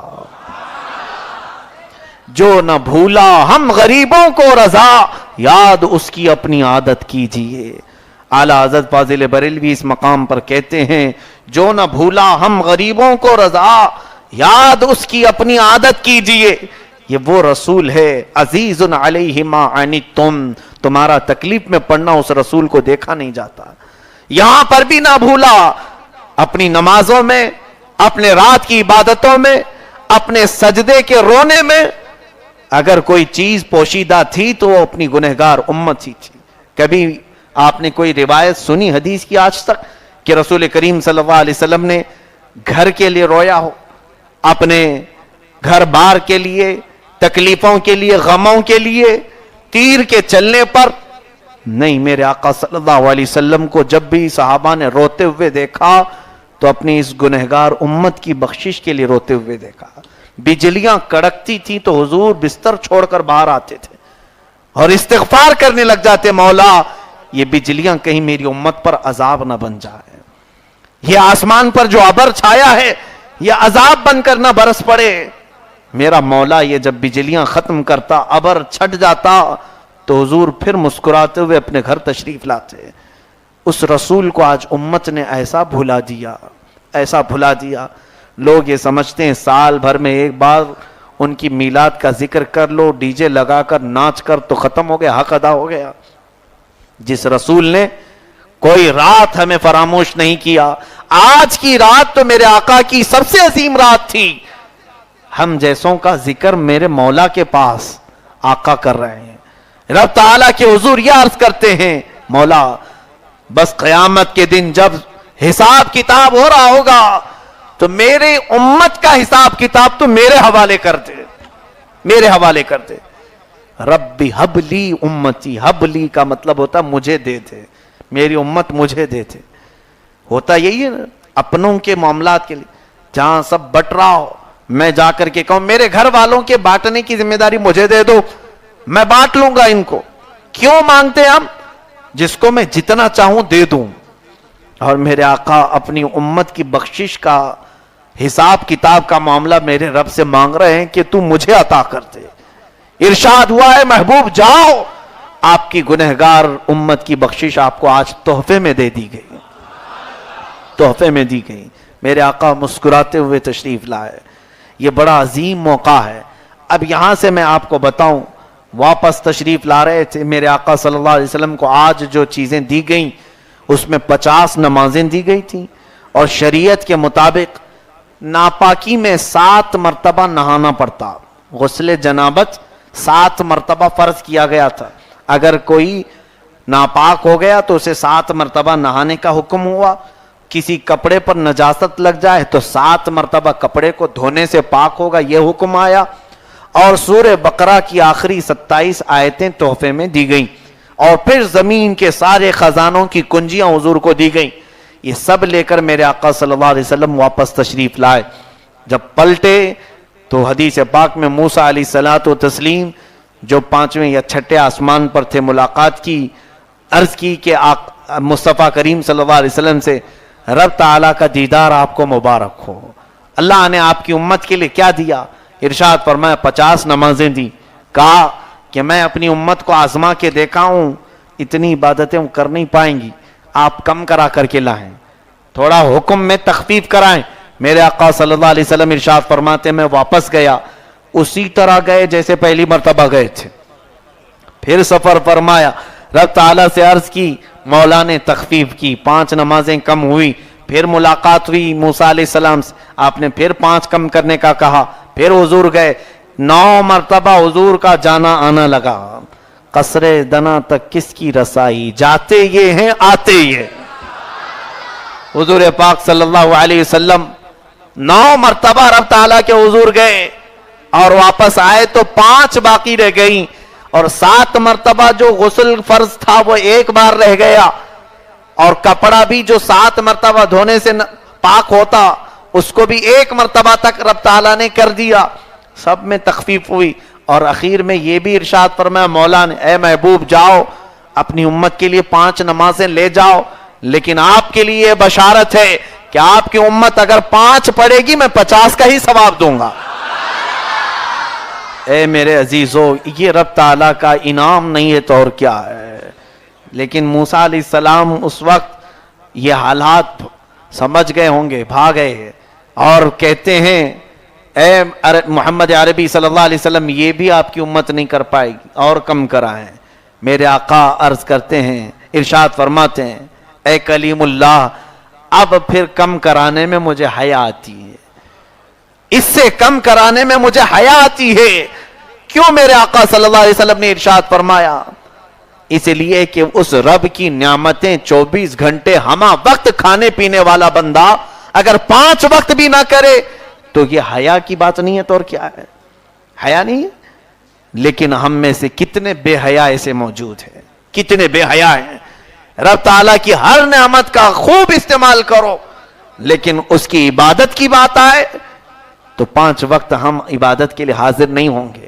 ہم سینہ اترا کر کے گھومتے ہیں، ہم گھمنڈ اور غرور میں محلوں میں گھومتے ہیں، ایسا لگتا ہے کہ ہمیں مرنا ہی نہیں۔ یاد رکھو تمہارا ہر قدم جو زمین پر پڑتا ہے، جیسے پاؤں ہم اٹھاتے ہیں زمین ہمارے لیے بد دعا کرتی ہے۔ اے رب العالمین اس کی اکڑ، اس کا غرور دیکھ کہ تیری عبادتوں سے تو دور ہے اور مجھ پر سختی سے چلتا ہے، اس کو ہلا کو برباد کر، اور پھر زمین کے متعلق فرمایا بزرگوں نے، اسی دن وہ ہمیں یہ تانا بھی دیتی ہے، اے بندے تو عنقریب میرے اندر آئے گا، میں تیرا سارا غرور تجھے قبر میں دکھا دوں گی۔ زمین انتظار کرتی ہے کئی جسموں کی کہ کب میں اسے دبوچوں اور کب اس کو کھاؤں۔ میرے عزیزو، رب تبارک و تعالیٰ کی طرف سے ملا ہوا یہ تحفہ، ہم نے اس کی آج کیا حالت بنائی۔ نمازیں آج مسجدوں سے کیوں غائب ہیں؟ مسجدوں کو سجانے میں ہم کروڑوں کا خرچ کر لیے، بہت ساری اعلیٰ مسجدیں بن گئی، نمازی غائب ہے۔ علامہ نے کہا تھا مسجد مرثیہ خواہ ہیں کہ نمازی نہ رہے، یعنی وہ صاحب اوصاف حجازی نہ رہے، وہ صاحب اوصاف حجازی نمازی نہ رہے۔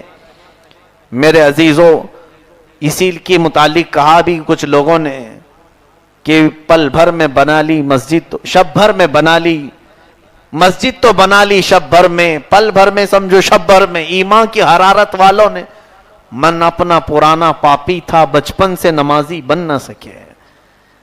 یہاں پر مسجدیں بھی اللہ تعالیٰ کے حضور قیامت کے دن شکایت لے کر کے آئیں گی کہ اے مولا، انہوں نے مجھے بنایا تھا اور بھوکا اور پیاسا رکھا۔ اس سے پوچھا جائے گا مسجد سے کہ تجھے بھوک اور پیاس کیسے لگتی تھی؟ مسجد کہتی ہے جب بھی اذان ہوتی تو مجھے بھوک بڑھ جاتی، اگر یہ حاضر ہو کر مجھے بھر دیتے تو میرا پیٹ بھر جاتا، انہوں نے مجھے بھوکا اور پیاسا رکھا۔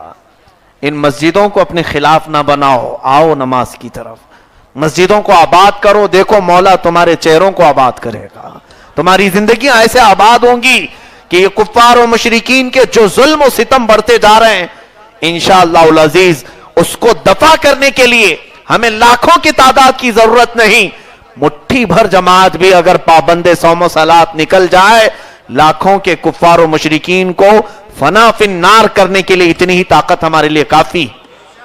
اٹھ کر کے تو دیکھو، اپنی آبادی تو دیکھو، مسجدوں کو اور سجدوں کو آباد کر کے تو دیکھو، رب تعالیٰ روحانی طاقت کتنی آپ کو عطا کرے گا۔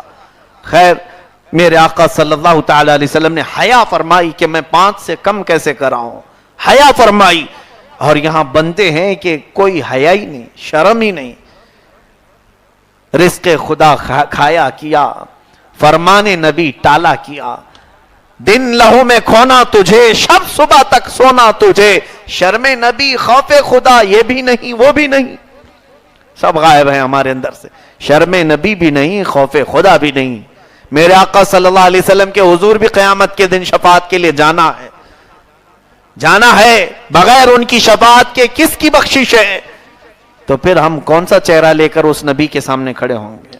حضور پاک صلی اللہ علیہ وسلم فرماتے ہیں نماز میں میری آنکھوں کی ٹھنڈک ہے، جس نے نماز ادا کی اس نے میری آنکھوں کو ٹھنڈک پہنچائی ہے۔ اس کا دوسرا معنی یہ نکلتا ہے جس نے نماز ترک کی اس نے اپنے حبیب مصطفیٰ کی آنکھوں کو ٹھیس پہنچائی، تکلیف پہنچائی۔ آؤ میں تمہاری آنکھ میں کچرا ڈالتا ہوں، کتنا مسلتے ہو، میں تمہاری آنکھ میں اگر پاؤڈر ڈال دوں کتنی دیر تک جلن ہوگی۔ یہ تو بظاہر دنیا کی آنکھیں جو جلتی ہیں، اور نماز چھوڑ کر کے جن لوگوں نے میرے آقا کی آنکھوں کو تکلیف پہنچائی، میرا رب بھی انہیں برداشت نہیں فرمائے گا۔ رب تبارک و تعالیٰ بھی قیامت کے دن سب سے پہلے تم سے اسی چیز کا سوال کرے گا۔ اس کی وجہ یہ ہے کہ آج کی رات سب سے بڑا تحفہ مولا نے اپنے حبیب کی امت کو یہی دیا تھا۔ اب ایک سوال میں یہ بھی کرتا ہوں، آپ میری عزت کرتے ہیں، اگر میں کہیں دور سے آیا، آپ کے گھر آیا، میں ایک شیشے کی قیمتی چیز لے کر کے آیا ہوں، ایک تغرا لے کر کے آیا ہوں یا ایک جھومر لے کر کے آیا ہوں، میں نے کہا لو میری طرف سے ہدیہ ہے، آپ لے لیں گے؟ قبول کریں گے یا نہیں؟ آپ لیں گے؟ اگر وہ قیمتی چیز ہے اوپر اٹھا کر کے رکھیں گے۔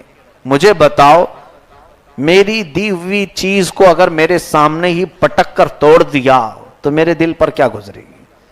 میں زندگی بھر کبھی تم سے بات نہ کروں، اور اگر آپ نے مجھے تحفہ دیا تھا، میں تمہارے آنکھوں کے سامنے ہی اس کو توڑ مروڑ دوں، ختم کر دوں، تمہیں کیسا لگے گا کہ میں بڑے ارمانوں سے یہ تحفہ دیا تھا اور یہ مولانا نے میرے آنکھوں کے سامنے توڑ دیا؟ تمہیں برداشت نہیں ہوتا تمہارے دیے ہوئے تحفے اور ہدیے کوئی نقصان نہ کرے، برباد نہ کرے، اور پھر مولا کا دیا ہوا تحفہ جو تم نے توڑ مروڑ کر رکھ دیا۔ میرے آقا صلی اللہ علیہ وسلم لا کر کے دیے اپنی امت کو, یہ میرے رب کا تحفہ ہے امت کے لیے. کتنے لوگوں نے اسے سنبھالا, کتنے لوگوں نے اٹھا کر کے رکھا کہ یہ میرے رب کا دیا ہوا تحفہ ہے. اسی لیے مولا علی شیر خدا رضی اللہ تعالیٰ اذان کی آواز سنتے تھے تو چہرہ پیلا پڑ جاتا تھا. کیوں؟ بادشاہ اعظم کے حضور حاضر ہونے کا تصور کہ میرے رب کا بلاوا آ گیا. یہ اللہ تعالیٰ کا دیا ہوا تحفہ جس کے اندر میرے مولا کی محبت ہوگی, چاہے جتنی بھی تھکان ہو وہ اٹھے گا اور نماز ضرور پڑھے گا. وہ اپنی عبادتوں میں کوتاہی نہیں کرے گا, چاہے جس طرح کے بھی کام اسے آ جائیں, لیکن وہ نماز سے کوتاہی صرف اس لیے نہیں کرے گا کہ میرے مولا کا دیا ہوا تحفہ ہے, میرے مولا کا دیا ہوا ہدیہ ہے, میں کیسے اسے چھوڑ دوں, کیسے ترک کر دوں. ہم نے بزرگوں کو دیکھا ہے, مفتی اعظم ہند رضی اللہ تعالیٰ اعلیٰ حضرت کے شہزادے سفر پر ہوتے, کئی مرتبہ کے معاملات ہیں, ٹرین کا سفر کر رہے ہیں, نماز کا وقت آیا, بیچ میں اسٹیشن پر اتر کر مصلی بچھا لیا, لوگوں نے کہا ٹرین چھوٹ جائے گی, آپ نے کہا چھوٹنے تو نماز نہ چھوٹے, میرے رب کی عبادت نہ چھوٹے. کئی مرتبہ سواریاں چل بھی پڑی, آپ نے ذرا برابر خیال نہیں کیا, مل جائے گی دوسری سواری, مل جائے گی. یہ تو چھوڑو, ہم نے ٹرین چھوڑا, بس چھوڑا, یہ بزرگوں کی باتیں ہیں.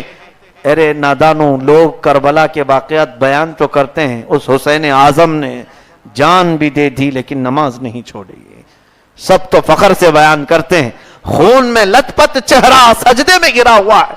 حسین کو سجدے میں جاتے ہوئے لوگوں نے دیکھا, اٹھتے ہوئے کسی نے نہیں دیکھا. وہ ہمیشہ کے لیے سجدے میں گئے, اور ان کا نام آج ہمارے کھچڑوں کے لیے ہے, شربت کے لیے ہے, چندے کے لیے ہے, ان کے نام پر ناچنے کے لیے. اگر حسین اعظم سے سچی محبت ہو تو اپنی نمازوں کو آباد کرو. میں بھی جہنم کا ذکر نہیں کیا, جنت کا ذکر نہیں کیا, بات طویل ہو جائے گی, میں مختصر سے عرض کروں.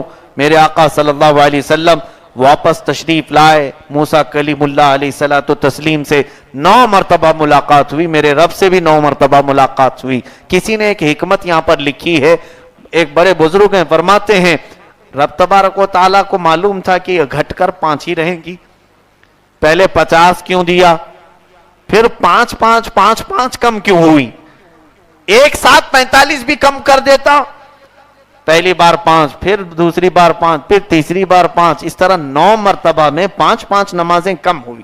ایسا کیوں؟ اس کی حکمت, موسیٰ علیہ السلام بھی 5 ہی کم کرانے کے لیے پہلے بھیج رہے تھے, اور 5 کم کرائیے, اور 5 کم کرائی. وہ بھی ڈائریکٹ یہ کیوں نہیں کہتے کہ جائیے سیدھے 45 کم کرا کے آ جائیں گے. یہاں تینوں معاملات میں حکمتیں ہیں.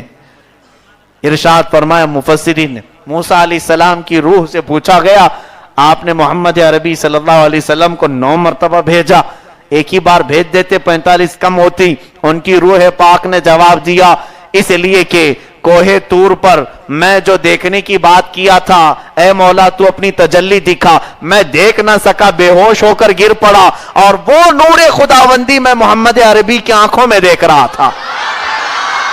اس لیے میں پھر بھیجتا کہ اے محبوب جاؤ, اے مصطفیٰ جاؤ.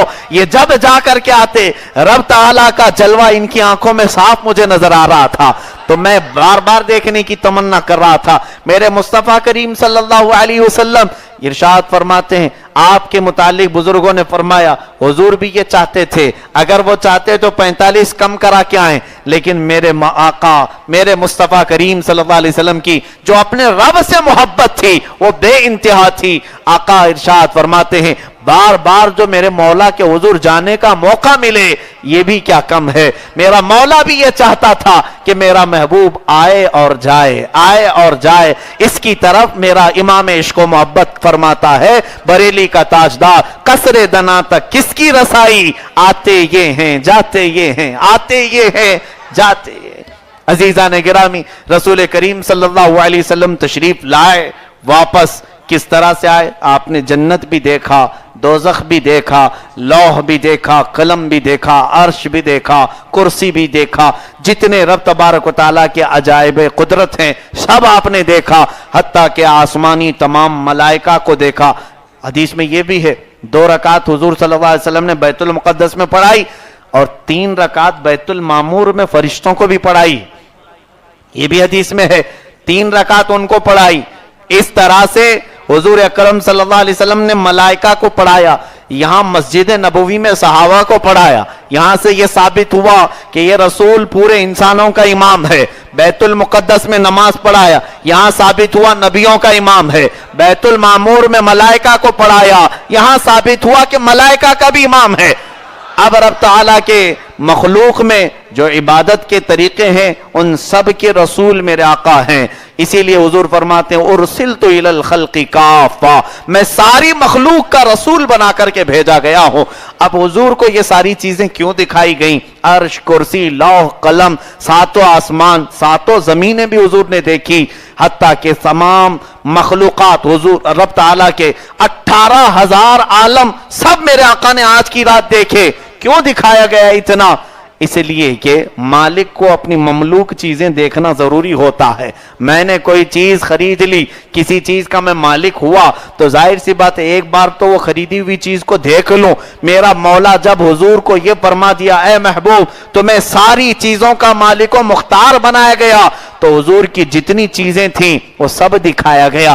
اے میرے محبوب یہ آسمان بھی تمہارے ہیں, یہ زمین بھی تمہارے ہیں. اس لیے کہ میرا مولا فرماتا ہے لولاک لما خلقت الافلاک والارضین, اگر آپ کو پیدا کرنا نہ ہوتا تو نہ میں آسمانوں کو پیدا کرتا نہ زمینوں کو پیدا کرتا. اے رسول یہ دیکھو یہ سب تمہارا ہے, اس پر تمہاری حکومت جاری ہوگی نیابت کے طور پر, رب کی عطا کے طور پر. میرے آقا صلی اللہ علیہ وسلم واپس خانہ کعبہ کی طرف تشریف لائے, اور حدیث پاک میں یہ بھی ہے کہ واپس ام ہانی کے گھر آپ نزول فرمائے.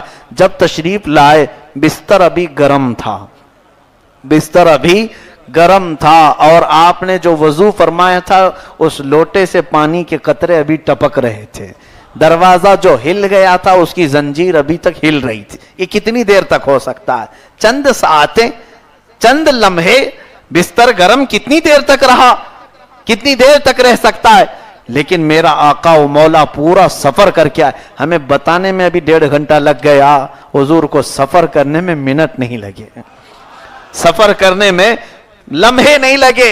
واپس تشریف لائے, جوں کا توں ویسے ہی سب سے پہلے میرے آقا نے اس سفر کو ام ہانی کے پاس بیان کیا.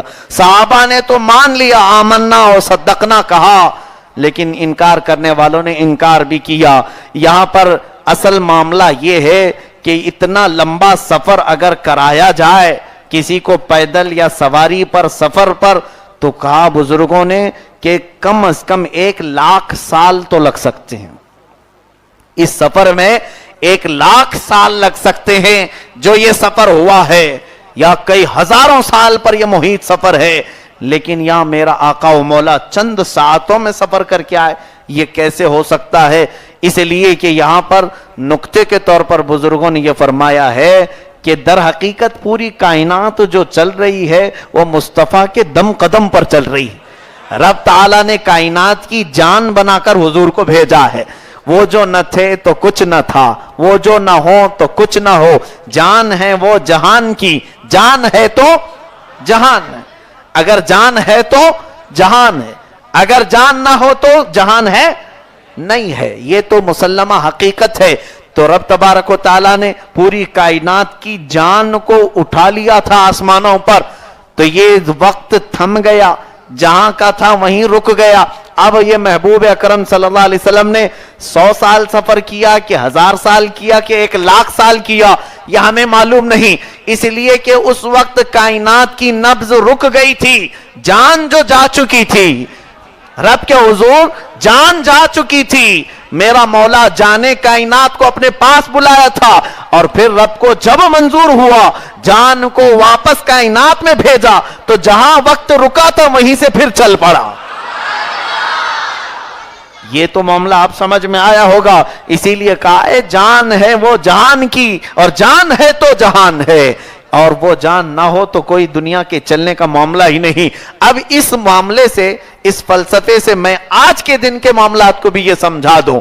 اللہ اکبر.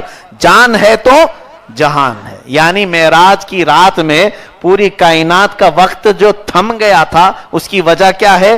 جان مصطفیٰ کریم صلی اللہ علیہ وسلم, پوری کائنات کی جان اس کائنات سے نکل کر رب کے حضور جا چکی تھی.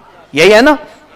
हुजूर कायनात में से निकलकर, यानी दुनिया में ये फानी से निकलकर रब के हुजूर जा चुके थे, इसलिए वक्त जहां था वहीं थम गया, और वापस आए तो फिर वक्त जहां है वहां से चल रहा है। आज वक्त रुका है या चल रहा है?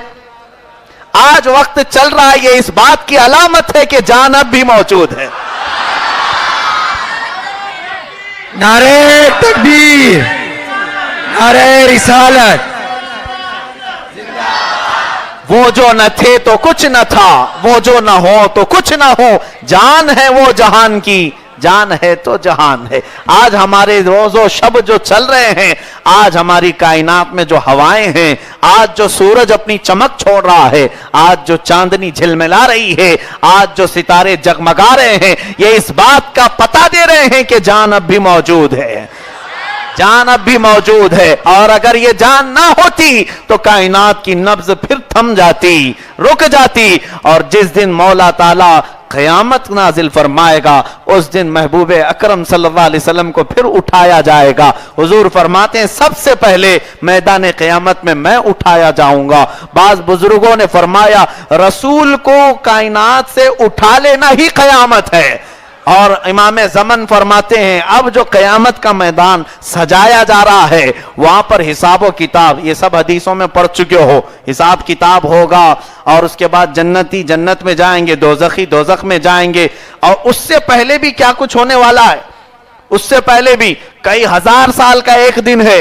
हदीस में है पूरी मखलूक आदम अलैहिस्सलाम के पास जाएगी, कहेगी कि आप सिफारिश कर दें अल्लाह के हुजूर, अल्लाह हमारा हिसाब किताब तो शुरू कर दे। कहते हैं इज़हबू इला गैरी, मेरे अलावा किसी और के पास जाओ, आज मैं सिफारिश करने के हक में नहीं हूं।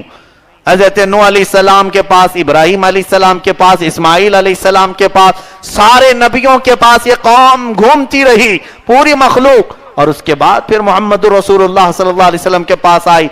आपने फरमाया ठीक है, मैं तो इसीलिए बैठा ही हूं, अना लहा, मैं तो शफाअत के लिए ही हूं। हुजूर ने सजदा किया, फरमाते हैं मैं सजदा करूंगा, हम्द बयान करूंगा, और फिर सबकी तरफ से शफाअत करूंगा, सिफारिश करूंगा, हिसाब किताब शुरू होगा। ये सारा मामला, क्या रब ताला इस हिसाब व किताब का मोहताज है? हमारे अमाल मौला देख रहा है या नहीं देख रहा है?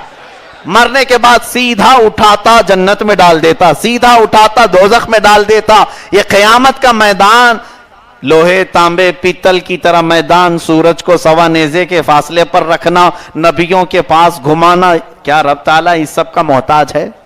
नहीं, वो हर एक बंदे के आमाल देख रहा है। फिर ये सब क्यों कराया जा रहा है? इमाम ज़मन फाजिल बरेलवी के बिरादर मोहतरम फरमाते हैं फकत इतना सबब है इनेकादे बज़्म महशर का कि इनकी शान महबूबी दिखाई जाने वाली। बात दर हकीकत यह है वहां भी मुस्तफा की शान दिखाई जाना है। आला हज़रत फाजिल बरेलवी फरमाते हैं खलीलो नजी मसीहो सफी सभी से कहीं कहीं ना बनी, खलीलो नजी मसीहो सफी सभी से कहीं ना बनी, ये बेखबरी की खल्क फिरी कहां से कहां तुम्हारे लिए, जमीनो जमा तुम्हारे लिए, मकीनो मकां तुम्हारे लिए, चुनीनो चुना तुम्हारे लिए, बने दो जहां तुम्हारे लिए। या रसूल अल्लाह दहन में जुबां बदन में है जहां, हम आए यहां उठे भी वहां, बस इस अकीदे पर हमारा खात्मा हो जाए। अजीजा ने गिरामी आखिरी बातें मैं अर्ज करूं, मेरे आका सल्लल्लाहु अलैहि वसल्लम की मेराज दर हकीकत ईमान को ताज़ा करने के लिए है। हम शबे मेराज जो मनाते हैं, लोग हमसे सबूत पूछ रहे हैं आज ये कहां से साबित है? ये मेराज की रात मनाना कहां, कौन सी किताब में है? आज इबादत करना कौन सी किताब में? जरा दिल पर हाथ रख करके बताओ, 2 घंटे से यहां बैठे हो, क्या तुम्हारे ईमान में कुछ ताजगी नहीं महसूस कर रहे हो? मेरे आका का जिक्र सुन करके, उनके मेराज का तस्वुर करके, क्या तुम्हारी आंखों में मेरे आका को देखने की तड़प नहीं पैदा हो रही है? बस किसी और सबूत की जरूरत नहीं। वो हर महफिल हमारे लिए दलील है जिस महफिल में मेरे आका के दीदार की तलब पैदा हो जाए, मेरे आका से करीब होने की बात आ जाए। अब मैं हमारी मेराज बता दूं, दर हकीकत हम भी अपनी नमाज में मेराज कर सकते हैं, क्योंकि मेरे आका ने फरमाया अस्सलातु मिअराजुल मुमिनीन, नमाज तुम मोमिनों की मेराज है। तुम दिन में 5 मरतबा मेराज करो, रब ताला के हुजूर पहुंचने का नाम ही मेराज है। और इस नमाज में भी एक तस्वुर ये बांध लो। आज मैं नमाज पढ़ने का एक और तस्वुर आपको दे जाऊं। कायदे में बैठते हैं, 2 रकात में हो कि 4 रकात में, पहले वाले कायदे में आप अत्तहियात पढ़ते हैं या नहीं? मैं पढ़ता हूं अत्तहियातु लिल्लाहि वस्सलावातु वत्तय्यिबात। उसके बाद क्या है? अस्सलामु अलैका अय्युहन नबिय्यु व रहमतुल्लाहि व बरकातुहू। उसके बाद क्या है? अस्सलामु अलैना व अला इबादिल्लाहिस सालिहीन। उसके बाद अशहदु अल्ला इलाहा इल्लल्लाहु वहदहु ला शरीका लहु व अशहदु अन्ना सय्यदना मुहम्मदन अब्दुहु व रसूलुहु। ये अत्तहियात हो गया, इसको तशहुद कहते हैं। इसके बाद दुरूद इब्राहिमी, इतना तो तशहुद वाजिब है। ये आप 2 रकात वाली नमाज में भी पढ़ते हैं, 4 रकात वाली नमाज में भी पढ़ते हैं। अब जरा मैं आपको बताऊं ये अत्तहियात है क्या? अत्तहियातु लिल्लाहि वस्सलावातु वत्तय्यिबात। इसका माना है तमाम अच्छाइयां, तमाम पाकीज़गियां, तमाम सुथराइयां अल्लाह के लिए, तमाम तारीफें, तमाम अच्छाइयां, तमाम पाकीज़गियां अल्लाह के लिए। अस्सलामु अलैका अय्युहन नबी व रहमतुल्लाहि व बरकातुहू। इसका मतलब ऐ नबी तुम पर सलामती हो और अल्लाह की रहमत और उसकी बरकत हो। आगे सुनो, वस्सलामु अलैना व अला इबादिल्लाहिस सालिहीन। हम पर भी सलामती हो और अल्लाह के नेक बंदों पर भी सलामती हो। अशहदु अल्ला इलाहा इल्लल्लाह, मैं गवाही देता हूं कि अल्लाह के सिवा कोई माबूद नहीं। व अशहदु अन्ना मुहम्मदन अब्दुहु व रसूलुहु, और मैं गवाही देता हूं कि मोहम्मद सल्लल्लाहु अलैहि वसल्लम अल्लाह के बंदे और उसके रसूल। यह अत्तहियात भी मैंने बताया, उसका तर्जुमा भी बताया। बात अब इसके पस मंजर की है, क्यों पढ़ाया जाता है अत्तहियात, ये भी समझ लो। आज बात ऐसी है कि जब मेरे आका मेराज में तशरीफ ले गए, जब आप बुराक को छोड़ दिया आपने और रफरफ भी छोड़ दिया, लामका की तरफ हुजूर का सफर की इब्तिदा हुई। अब रब ताला के हुजूर जब जा रहे थे, मेरे आका हुजूर अकरम सल्लल्लाहु अलैहि वसल्लम मेरे मौला के करीब जा रहे थे, तब मेरे आका की जुबान से ये निकलने लगे कलमा अत्तहियातु लिल्लाहि वस्सलावातु वत्तय्यिबात। तमाम तारीफें, तमाम पाकियां, तमाम अच्छाइयां अल्लाह के लिए है। ये हम्द बयान कर रहे थे मेरे आका, ये मेरे मौला की शान में बयान करते हुए जा रहे थे रब ताला के हुजूर। तवज्जो चाहूंगा, क्या कह रहे थे मेरे आका? अत्तहियातु लिल्लाहि वस्सलावातु वत्तय्यिबात। ये रब की शान में हम्द है, तारीफ है मेरे मौला की, बयान करते हुए जा रहे थे। तब रब ताला की तरफ से जवाब आया, अस्सलामु अलैका अय्युहन नबी व रहमतुल्लाहि व बरकातुहू। ऐ नबी तुम पर सलामती हो, अल्लाह की रहमतें हो और बरकतें हो। ये मुनाजात है, ये कलाम है, ये गुफ्तगू है। किसके? मेरे मौला रब ताला और मेरे मुस्तफा के बीच का कलाम है, जो आप नमाज में कर रहे हो। अल्लाह की तरफ से जवाब आया, सलाम भेजा मौला ने अपने नबी पर। मियाँ यहां कोई नेता सलाम करे तो पांव जमीन पर टिकते नहीं, और जिस रसूल को मौला कायनात का खुदा सलाम भेजे, उस रसूल के मकाम और मर्तबे का हाल क्या होगा। लेकिन फख्र से मेरे आका सल्लल्लाहु अलैहि वसल्लम ने यह नहीं फरमाया मैं वो हूं जिसको मेरा मौला सलाम करता है, बल्कि उसके बाद रब्बे करीम के इस जवाब के बाद हुजूर फिर कहते हैं, ए मौला वस्सलामु अलैना व अला इबादिल्लाहिस सालिहीन। तूने मुझे तो सलाम किया, मेरे गुनहगार गुलामों और नेक बंदों पर भी तेरी सलामती हो। वस्सलामु अलैना में सारे गुनहगार उम्मती को हुजूर ने अपने साथ शामिल किया। ऐ मौला तूने तो मुझे सलाम किया, तेरे सलाम में मेरे गुनहगार उम्मती और नेक बंदे सब शामिल हो जाएं। वाला इबादिल्लाहिस सालिहीन। ये किसका मुनाजात चल रहा है? पहले हुजूर ने अर्ज किया तहियातु लिल्लाहि वस्सलावातु वत्तय्यिबात, तो मौला ने जवाब में कहा अस्सलामु अलैका अय्युहन नबी व रहमतुल्लाहि व बरकातुहू। फिर मेरे आका ने अर्ज किया वस्सलामु अलैना व अला इबादिल्लाहिस सालिहीन। ये मुस्तफा का कलाम और मेरे रब का कलाम मेराज की शब में चल रहा था, सातों आसमानों में गूंज हो रही थी। तब फरिश्तों ने बरमला कहा अशहदु अल्ला इलाहा इल्लल्लाह व अशहदु अन्ना मुहम्मदन अब्दुहु व रसूलुहु। हर फरिश्ते ने ये इकरार किया, हम गवाही देते हैं कि अल्लाह के सिवा कोई माबूद नहीं, और ये गवाही देते हैं कि मोहम्मद अल्लाह के रसूल और उसके बंदे हैं। पूरा मेराज इसमें التحیات میں پورے معراج کا واقعہ ہے. فرشتوں نے یہ جواب دیا, تب جا کر کے یہ التحیات مکمل ہوا. آج جب نماز میں قاعدے میں بیٹھو, التحیات پڑھتے وقت اگر تمہارا تصور چلا جائے, التحیات للہ والصلوات والطیبات, یہ میرے نبی کے کلمات میں بیان کر رہا ہوں جو شب معراج میرے مصطفیٰ نے میرے رب کی شان میں عرض کیے تھے. اور اس کے بعد جب پڑھو گے السلام علیکہ ایھا النبی, تمہارا یہ خیال جانا چاہیے یہ وہ جملے ہیں میرے مولا نے مصطفیٰ کو سلام کیا تھا.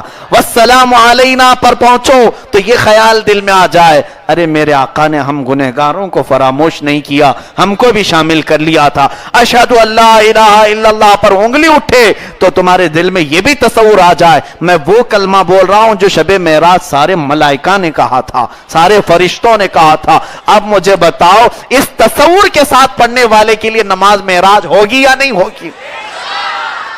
اس خیال کے ساتھ جو بھی نماز پڑھے اس کے لیے تو معراج ہی ہے, معراج ہی ہے. اللہ تعالیٰ معراج کی برکتیں عطا فرمائے. کہنے کے لیے بہت طویل باتیں ہیں لیکن بھوک بھی لگی ہوگی آپ کو.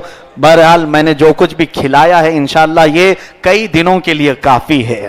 انشاءاللہ عشق رسول ایسی مچلتا نظر آئے, اسی طرح جگمگاتا رہے, اور میرے آقا صلی اللہ علیہ وسلم سے محبت کرنے والے, آپ کی چاہت رکھنے والے مولا کے حضور میں ان کے لیے دعا کرتا ہوں یہ سارے میرے آقا کے عاشق پھلتے پھولتے رہیں, دوسرے چاہے پھولتے پھٹتے رہیں.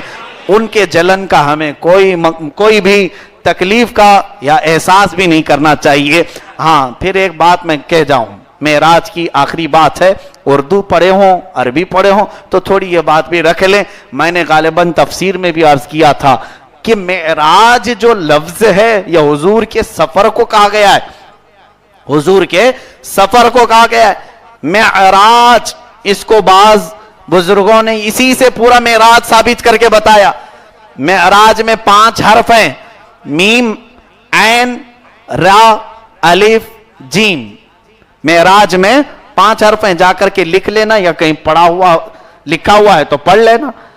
میم عین را الف جیم, ان 5 حروف سے بزرگوں نے بتایا اسی میں ساری معراج ہے. اس لیے کہ لفظ معراج کا میم بتاتا ہے کہ محمد کو معراج ہوئی.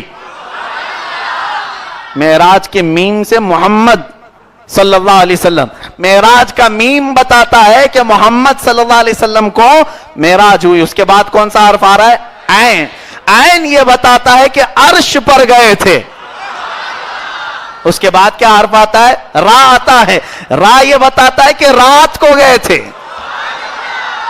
رات کو گئے تھے. اور اس کے بعد آتا ہے الف. الف یہ بتاتا ہے اللہ کے پاس گئے تھے. اور آخر میں آتا ہے جیم, یہ بتاتا ہے جسم کے ساتھ گئے تھے. ہو گئی معراج. محمد کو معراج ہوئی, عرش پر گئے تھے, رات کو گئے تھے, اللہ کے پاس گئے تھے اور جسم کے ساتھ گئے تھے. اسی کا نام ہے معراج مصطفیٰ. آخری بات اعلیٰ حضرت فاضل بریلوی کی, وہ سرور کشور رسالت جو عرش پر جلوہ گر ہوئے تھے, نئے نرالے طرب کے ساما عرب کے مہمان کے لیے تھے. ضیائیں کچھ عرش پر آئیں کہ ساری قندیلیں جھلملائیں. حضور خورشید کیا چمکتے, چراغ منہ اپنا دیکھتے تھے. مولا تعالیٰ معراج کی شب میں ہم سب کو اپنے خاص فضل سے انعام سے نوازے, اور جتنے حاضر ہیں مولا سب کو برکات معراج نصیب فرمائے.